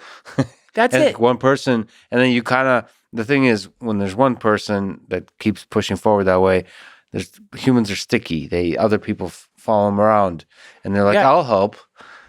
I'll help, and then the other people help, and then the cool people all gather together because they kind of get excited about this way. Holy shit, we can actually make a difference, and they form groups, and then all of a sudden there's companies and nations that actually make a gigantic difference. It's Right. interesting. It all starts with one person, often. You know what? If I could push back slightly against that, it's never just one person. It's like, nobody ever talks about, at least as far as I'm aware, you never hear about like Buddha's great grandmother. You never hear about that. You never hear about that. But if not for that person, no Buddhism. Yeah. The people you're talking about, they are they're the tip of the iceberg that pops up out of the ocean of history, and you never see all the little things that helped that happen. And so to me, this is where the real, like, how do you help? What's something you can do? Well, recognize that first, that you might not even be aware of how much you're impacting people around you. You might think that you're not, or you might think surely not in a way that makes a big difference, but you have no idea these tipping points and that can lead to the emergence of an Einstein, a Gandhi, a Martin Luther King. You can go on and on, a Dostoevsky or whoever. And so I think that's where, for me, it goes back to tend to the part of the garden you can touch. And then, or even deeper than that, intention. It's just like I'm an idiot, so I need an idiot's intention, which is I heard the Dalai Lama say it. If you can help, help. If you can't help, don't hurt. Simple, basic, dummy rules so that you can, if possible, refrain from hurting, which might as well be a form of helping. And the help doesn't have to be this dramatic thing. These little acts of kindness, I don't know. They seem to have maybe I believe in kind of karma, but they seem to have this. They can have this gigantic ripple effect. I don't know why that is. I remember a lot of little acts of kindness that people have done to me, and they what do they do? One, they fill me with joy and hope for the future. They give me faith in humanity. Yeah. That somehow there's a partially dormant desire in our sort of collective intelligence to do good in the world, that most of us want to be good, that want to do good onto the world. There's a kindness that's kind of like begging to get out, Yeah. and those little acts of kindness do just that. And actually, one of the reasons I love Austin and moved here is realizing, just noticing those little acts of kindness all around me, just for stupid reasons. Just people being really nice. It's weird, and that kindness combined with an optimism for the future, it's just it's amazing what that can build. Yes. Yes. It's incredible. And I know what you're saying. It's like, we moved to this great neighborhood, and at this point, I think 3, maybe 4 of our neighbors have like made food for us that just shows up with like handwritten lists of like things they like to do in the area and their phone number if we need help. And it's like, holy shit, that's like that. It might seem like a little act, but it feels like some kind of atomic love bomb just went off on your porch when you're looking at that. I'm like, what the fuck? Yeah. You made me a pie? This is incredible. Like, this is incredible. So, And also, it's another act to accept that kindness. It's like a lot of times when I was like in Boston or San Francisco, certain big cities, you can think like, oh, okay, well they're trying to like somehow. Um, that's not an act of kindness. That's some kind of a transactional thing to build up it's like a career move for networking, all that kind of stuff. But no, if you just accept it for what it is, a Boston. pure act of kindness, fucking Boston. yeah. Because for me, I go the opposite route. Because I'm not, even though there is a part of me that might be a little suspicious or something, where I go to push that shit back mentally is I'm like, oh, I don't deserve this. If they knew Yeah. what a piece of shit I am, you're gonna bring me. I don't never bring cakes to my neighbors. I wouldn't know how to make a cake. I don't know how to make anything. I don't have time. I should be bringing shit to my neighbors. Why didn't I do that? I should have brought. I never do that. If you're not careful, you can spiral into a vortex Yeah. of self-hate from the gift. So you have to learn how to, in that circuitry, you have to learn how to like accept. Oh yeah, I have that problem really big. Yeah, like I don't deserve this. Like I get so much love from people. I'm like, well, yeah, they love me because they don't know me. That's my brain, my little voice. Like, Yeah. you're not, you're not worthy. You're not worthy of any of this kindness and all this kind of stuff. And that could be very, it can shut you down. It can be debilitating. And also, it shuts the person down. I mean, you're talking, and that's the dark side. That pushes them away too. yeah, it cuts off this fucking mystical circuitry. So, like, the best thing, if that happens to you, is like accept it joyfully, and just all that whatever that thing inside of you, whatever that little thing is, this is like in the meditation I do. It's an infuriatingly simple meditation, but when a thought emerges, when you are resting your attention on your breath, and then inevitably you get lost in your thoughts. And when you catch yourself doing that, you thinking, and then return your attention to the breath.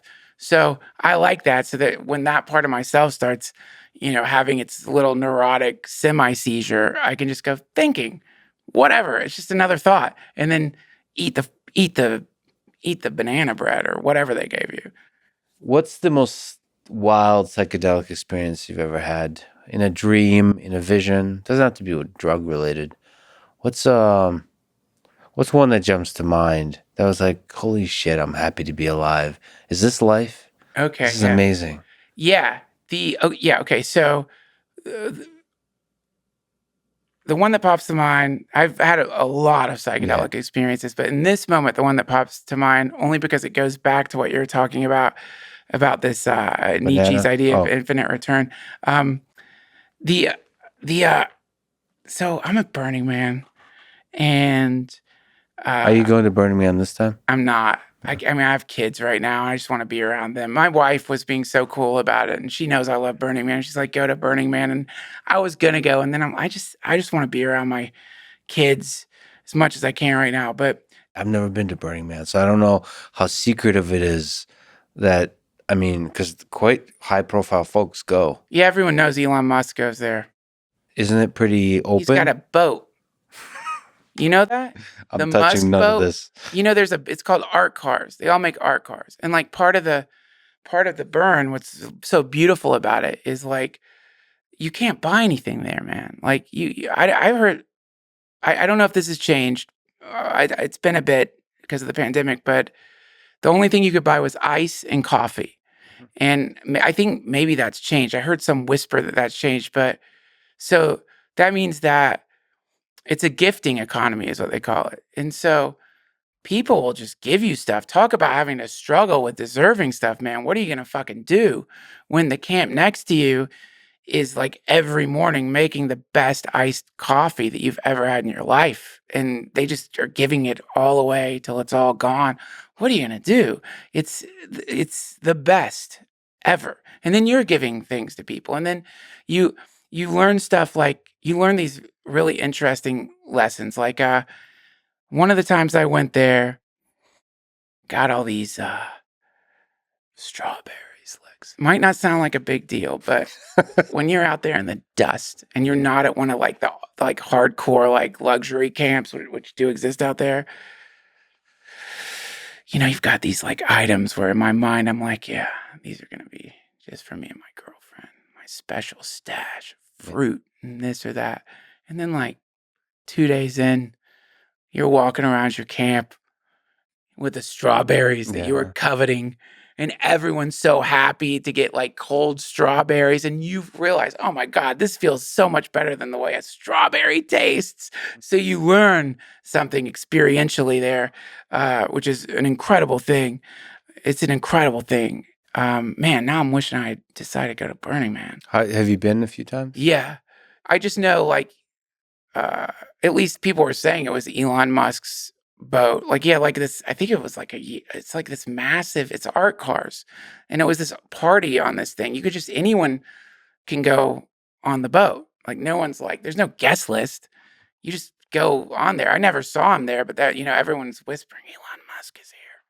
There's a secrecy, there's all that kind of stuff because you probably have to respect that. But at the same time, it seems like the kind of people that go there. I mean, the rules of the outside world are suspended in the sense that the the crime, the aggression, the tensions, all of that seems to dissipate somehow. Not all the way.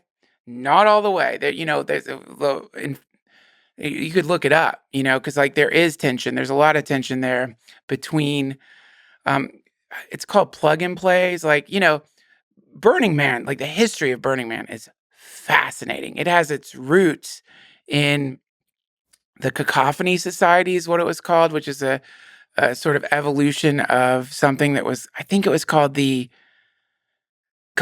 the San Francisco. Basically, there was like an art movement in San Francisco, and I can't remember the name of it, maybe the Suicide Club, or essentially like they were really into urban exploration and meaning like breaking into like old abandoned buildings and stuff. But part of this, what this was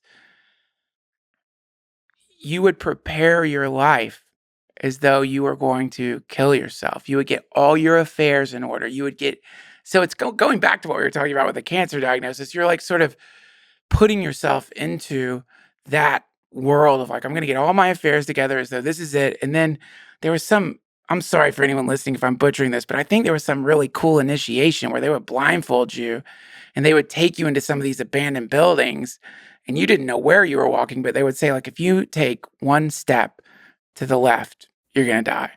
You're going to fall off. You're going to fall. So please be careful. So you're like in the moment, Mm-hmm. and then blindfold comes off. It's a big, awesome party. This evolves into something called the Cacophony Society. There's a great book called Tales of the Cacophony Society for people listening.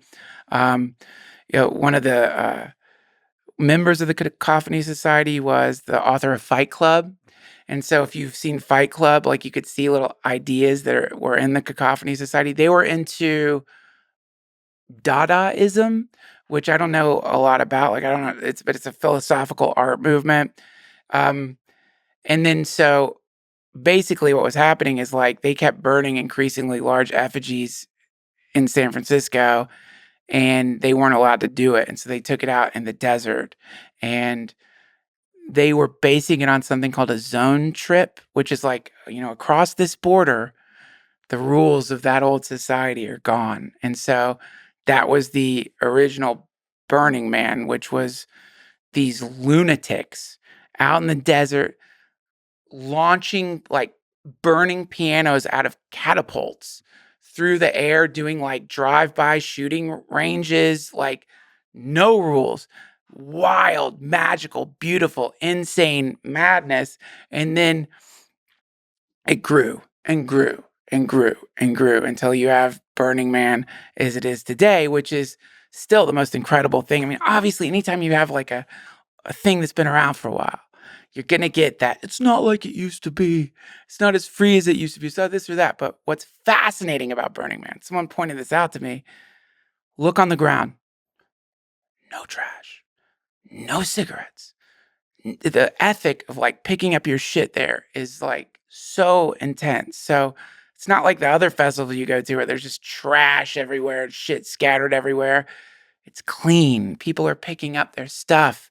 People are like really being conscious of like not fucking up the playa. So I'm sorry. And Don't there's get don't get a burner yapping about Burning Man. We won't stop.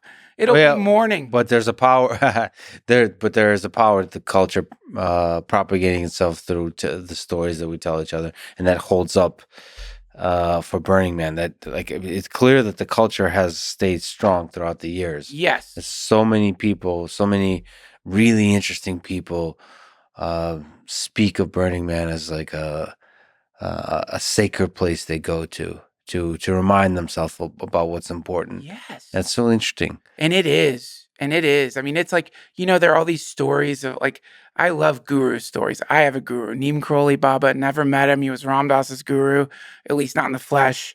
But the story of the guru is if you're lucky, you meet this being that, and we're not talking about, whatever the run of the mill, like charlatans out there. Like, I know for sure that people are in the world right now who, when you're around them, the thing you're talking about, the affirmation of the potential of humanity, and also just an acceptance of yourself, and cultivate, like seeing someone who's cultivated love or compassion or whatever, but in this way that is, uh, I mean, you would rather meet that being than like a UFO land in your backyard. It's like, it is the UFO. It's a person, but it's not. It's everybody and nobody. And somehow they like end up conveying to you ideas that you may have heard a million times before, but somehow within the language itself is a transmission that permanently alters you. And so these people exist. I think you could argue that Burning Man, the total thing, is a guru, that a pilgrimage is involved to get there. It's not easy to get there. And when you get there, it's going to teach you something. It's going to show you something. It's going to, and maybe some of the stuff it shows you might not be great, but the community around you will it'll hold you as you're like, whatever the thing is that's coming out of you is coming out of you. And even the simplest activities, the simplest exchange of words have just like with the gurus, a profound impact somehow. Yeah. Something about that place. Yeah. Not to mention the insane synchronicities, like insane synchronicities there. And I think like, to get back to the notion of sentience as a byproduct of a harmonized yet hyper complex system. I think synchronicities, like those kinds of systems, are like lightning rods for synchronicity. So crazy, not just because you're high, synchronicities happen that are impossible, where you just have to deal with it, and like you'll need something, and within a few minutes, someone's like, "Oh, here you go." And you mentioned, but by the way, Burning Man because of a psychedelic experience. Is it the strawberries or was it something else? No. What was the moment? Yeah, that was magical. No, it was DMT. It definitely wasn't. It wasn't strawberries. No, no, I All was right, more potent. yeah, I was like smoking DMT, and like I I saw like if you in the Midnight Gospel, there are these bovine creatures that have like a long neck and a lantern head. Mhm. So like I saw one of those things, um and I thought it was funny and like ridiculous because you hear like all the Terrence McKenna stories of the self-transforming machine elves or all the purple or the magenta goddess everyone sees. I'm like, so this is what I get? Like a fucking cow with a lantern head? Yeah. Like that's where my brain is at and interacting with this molecule. So then like I look away. And again, this is DMT. So when I say look away, do I mean with my eyes shut, I look away, or eyes open, I look away? I think eyes shut. So it sounds weird to say look away, but however you want to put it, that's what I did. And I look back and it's still there. Only now it's, because usually in like when you're having those kinds of visions, they go away pretty quickly. Yeah.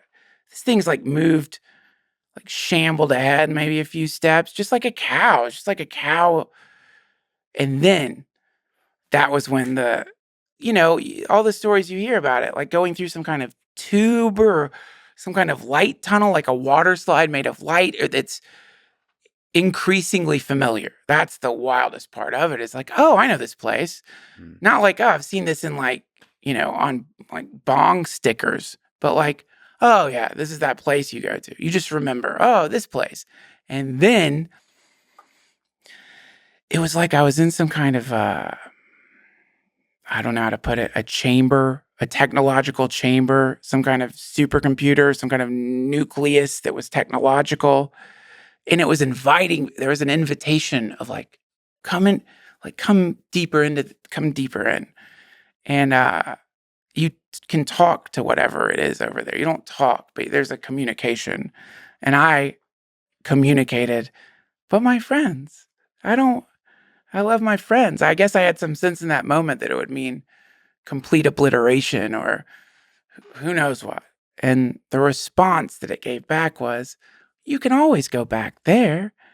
And that's when I opened my eyes. I'm back totally, and ever since then, that's caused me to revise my thinking on reincarnation, the idea that you die and you start as a baby and then live your life again. It goes right into what we were talking about. That maybe data, the shit I saw in nitrous oxide. I feel dumb that my epiphanies are all related to drugs, but not all of them are, a lot of them. But this notion of like, oh, is it that we're imprinting into the medium of time space everything we do, and that is a permanent imprint, a frame that upon death can be accessed in the same way we can pull up pictures on our phone or computers, and not only accessed but experienced, as though, in other words, you could just jump in. You're still going to have your memories. It's going to give you the illusion of having been a kid and gotten to that frame. But no, you just decided to go back there. Nostalgia, whatever. And You can jump around freely in space and time. Yeah. You can go in and out of time space. But the problem is when you go into time space, it's time. So it's going to feel sticky. It's going to feel like you've been here forever because you've dropped back onto the track that Nietzsche's talking about. And I guess one of the qualities of dropping into that frame is that you forget your higher dimensional identity. What happened to the cow with the lantern? Was that goodbye? He writes me letters sometimes. Never saw it again. Never saw it again. But we put it in the Midnight Gospel. I like Pendleton was like is such a genius, and he drew it for me, and then it just ended up as a part of the show. But by the way, I have to admit that as a big fan of yours, I haven't watched the Midnight Gospel because Awesome. I've been waiting. It sounds you do these stupid things, but ever since you talked to maybe 2 years ago with Joe about it, I've been waiting to watch it with like a special person on mushrooms. That's Oh, been in my to do. I don't know. Of course, you don't have to be on mushrooms to yeah, enjoy it, but for some reason, I put it into my head that this is something I want to do with somebody else, like experience it and get wild. love it. Because visually, I mean, I watched a bunch of it, just a little bit here and there, but it's just visually such an interesting experience. Thank you. Combined with everything else, obviously the ideas, the voices, and so on, but just visually, it's like a super psychedelic version of Rick and Morty or something like that. Like like farther out, wilder out there. So Yeah, man. um, The that's Pendleton. You know, these people. I mean, like, I was part of that, um, in the sense that like Pendleton gave like one of the reasons he's like such a genius and great at making stuff is like he really does a good job of just like de-hierarchizing potential like hierarchies that can appear. You know, someone has to be like driving the bus, and that was Pendleton, but he's so inclusive. There's a real punk rock thing that he's doing, which is like he'll take everything and it kind of mixes its way into the show. But one of the things, you know, in animation, it can get really strict with like drawing the characters and like the trying to create continuity in the way the character looks like, and it can get really brute for the animator. It can get brutally precise. Like it has to be precise. But he figured out that if you just sort of, it's not like obviously like Clancy had to look like Clancy through the whole show, but if you allow the various people animating it to sort of have their own spin on it, then suddenly it creates a very psychedelic, you know, the show looks more psychedelic because it looks more organic. And also the amount of time. I had no idea the amount of time that goes into making digital art look like that it's insane. The amount of work in comping that stuff is just crazy. It's crazy. well, generally the amount of time it takes, even just like a painting, when I really enjoy watching like artists do a time lapse, and you realize how much effort just into a single image goes into it. You know, hours and hours and hours, sometimes days, sometimes weeks and months, Nuts. and then you just get to see them work, but they lose themselves in the craftsmanship of it, in the rhythm of it, and like because they're focused on the. So we're talking about robotics earlier, like on the little details. Like they're Yeah. never well, most of the time isn't spent looking at the big picture of the final result. It's looking at the little details Yeah. there and so on. And they're nevertheless able to somehow constantly channel the big picture, the final result. My God. Yeah. Yeah. The respect I have for animators, it's like, dear God, it's the craziest thing when you watch it, when you see what it looks like and how much time goes into it and how zen they have to be. Because like no matter what, you're gonna have to cut stuff, man. And when you're cutting like a few seconds of animation, that was someone's like month maybe. Yeah. You know, and like they understand, but still, it's like, whoa, it's brutal. And so they have like this zen outlook on it, which is really cool. And they watch podcasts. That's the other cool thing when you realize like, oh, they're listening to podcasts or Yeah. like that's really cool to see that aspect of it too. But yeah, man, you know, Yeah, your voice is in the ears of a lot of interesting people. Isn't yours too. that? And Hello, interesting person. hello, CIA animators. Eating delicious food in the cafeteria. I'm Yeah, on your side. He's against you. I'm with you. yeah. You have a beard, therefore you must be wise. Do you have advice for young people, high school, college, about how to carve their path through life, how to have a life, a career that's successful, that they can be proud of, or a life they can be proud of? Man. See, this is what sucks about my life is that it's been very random and very spontaneous. So unfortunately, I don't get that thing where I could be like, well, here's what I did. Yeah. Because it's like, I don't like, I inherited $12,000 from my grandmother.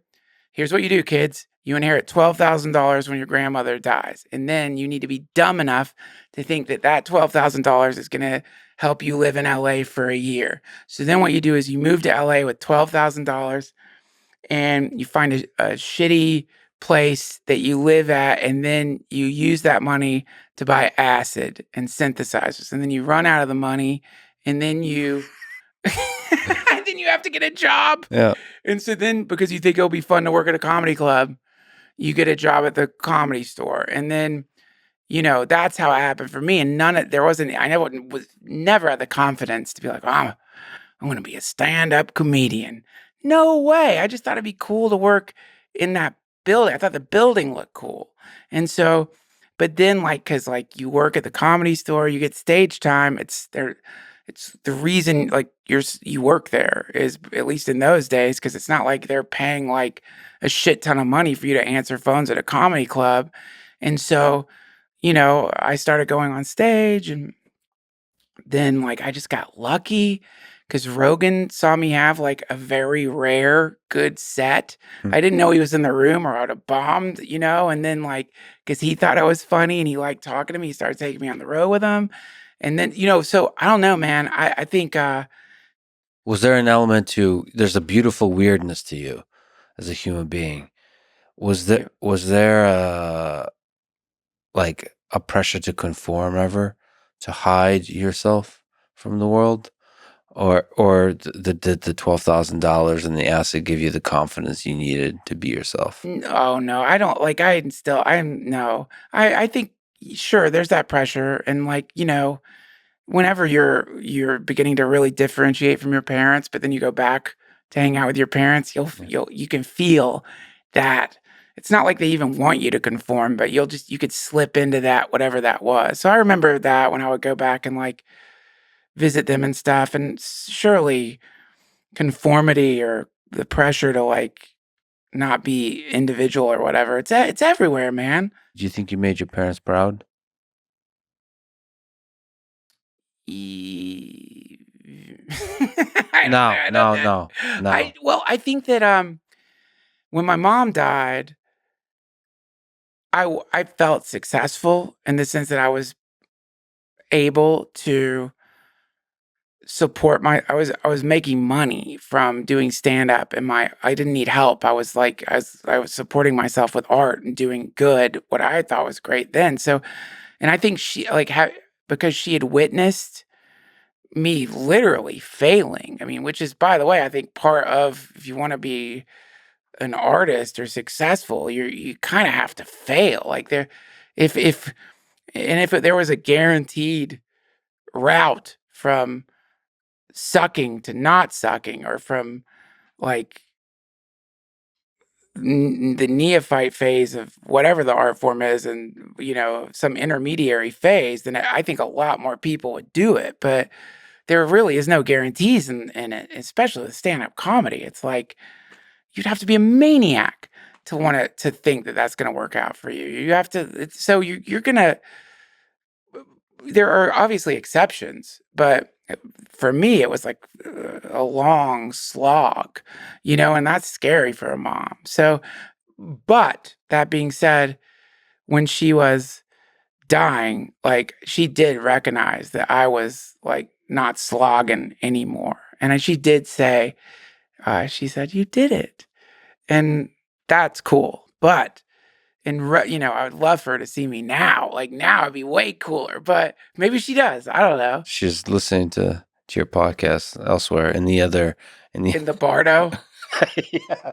Yeah. However long that lasts, reconfiguring the whole process to start again.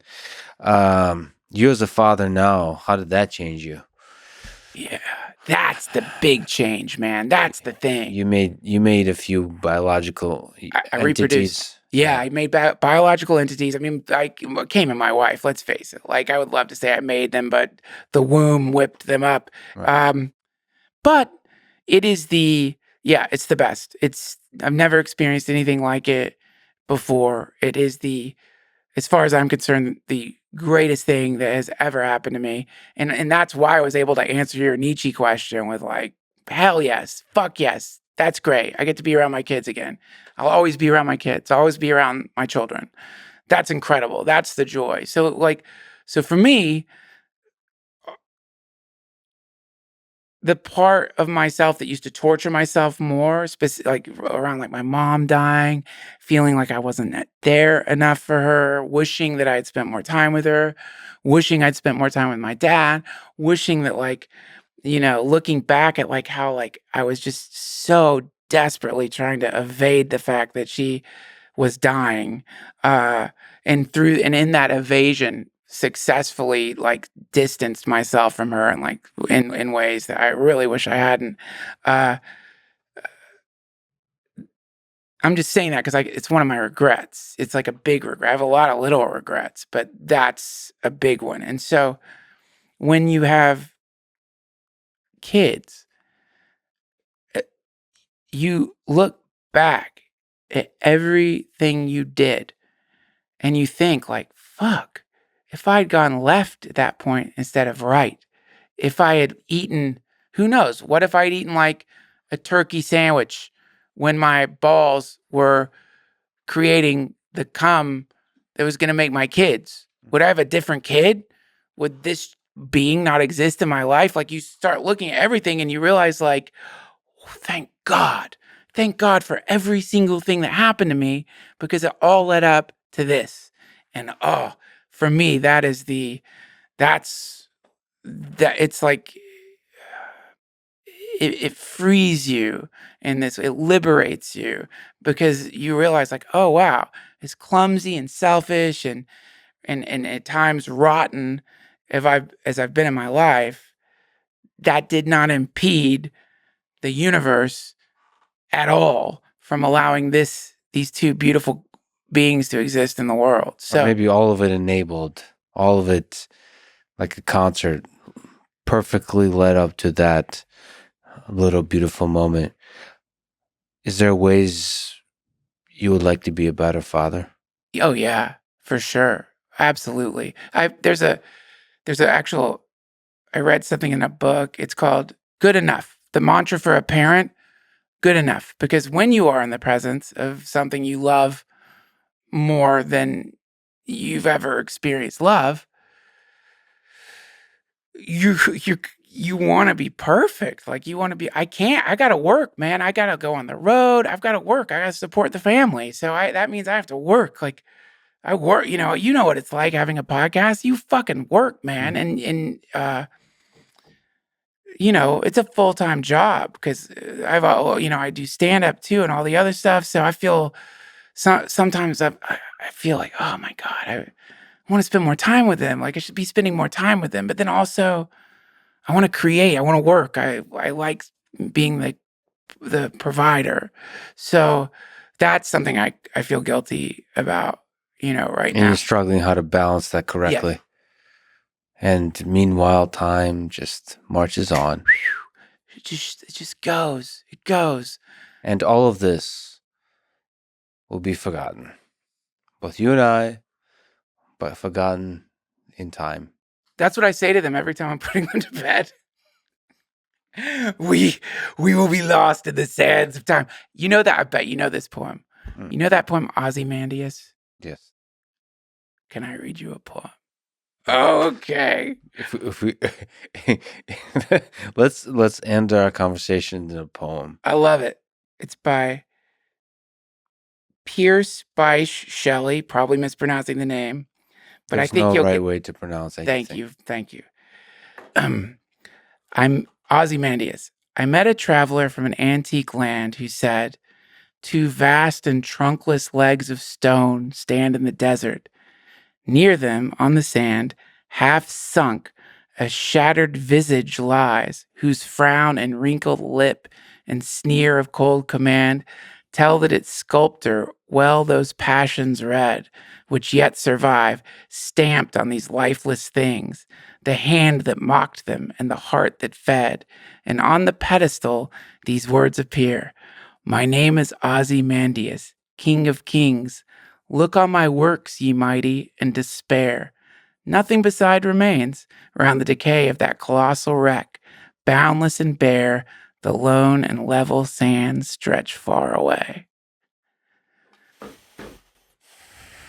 All gone. Behold the king. Look on my works, ye mighty, and despair. And despair. Even though it will be forgotten in the sands of time, Duncan, I'm just so glad that you exist and you put so much love into the world over the past many years that I've gotten a chance to enjoy by being your fan. And Likewise. thank you so much for continuing that and for sharing a bit of love with me today. Can we be friends? Let's be friends. In real time, in the real world, in 3D space? Nothing is real. But yes, in this particular slice of the multidimensional world we live in, it will be an honor and a pleasure. Thank you for having me on your show. I love you, Duncan. I love you. Thank you, Lex. Thanks for listening to this conversation with Duncan Trussell. To support this podcast, please check out our sponsors in the description. And now, let me leave you with some words from Duncan Trussell himself. You are essentially just a cloud of atoms that will eventually be aerosolized by time. Thank you for listening and hope to see you next time.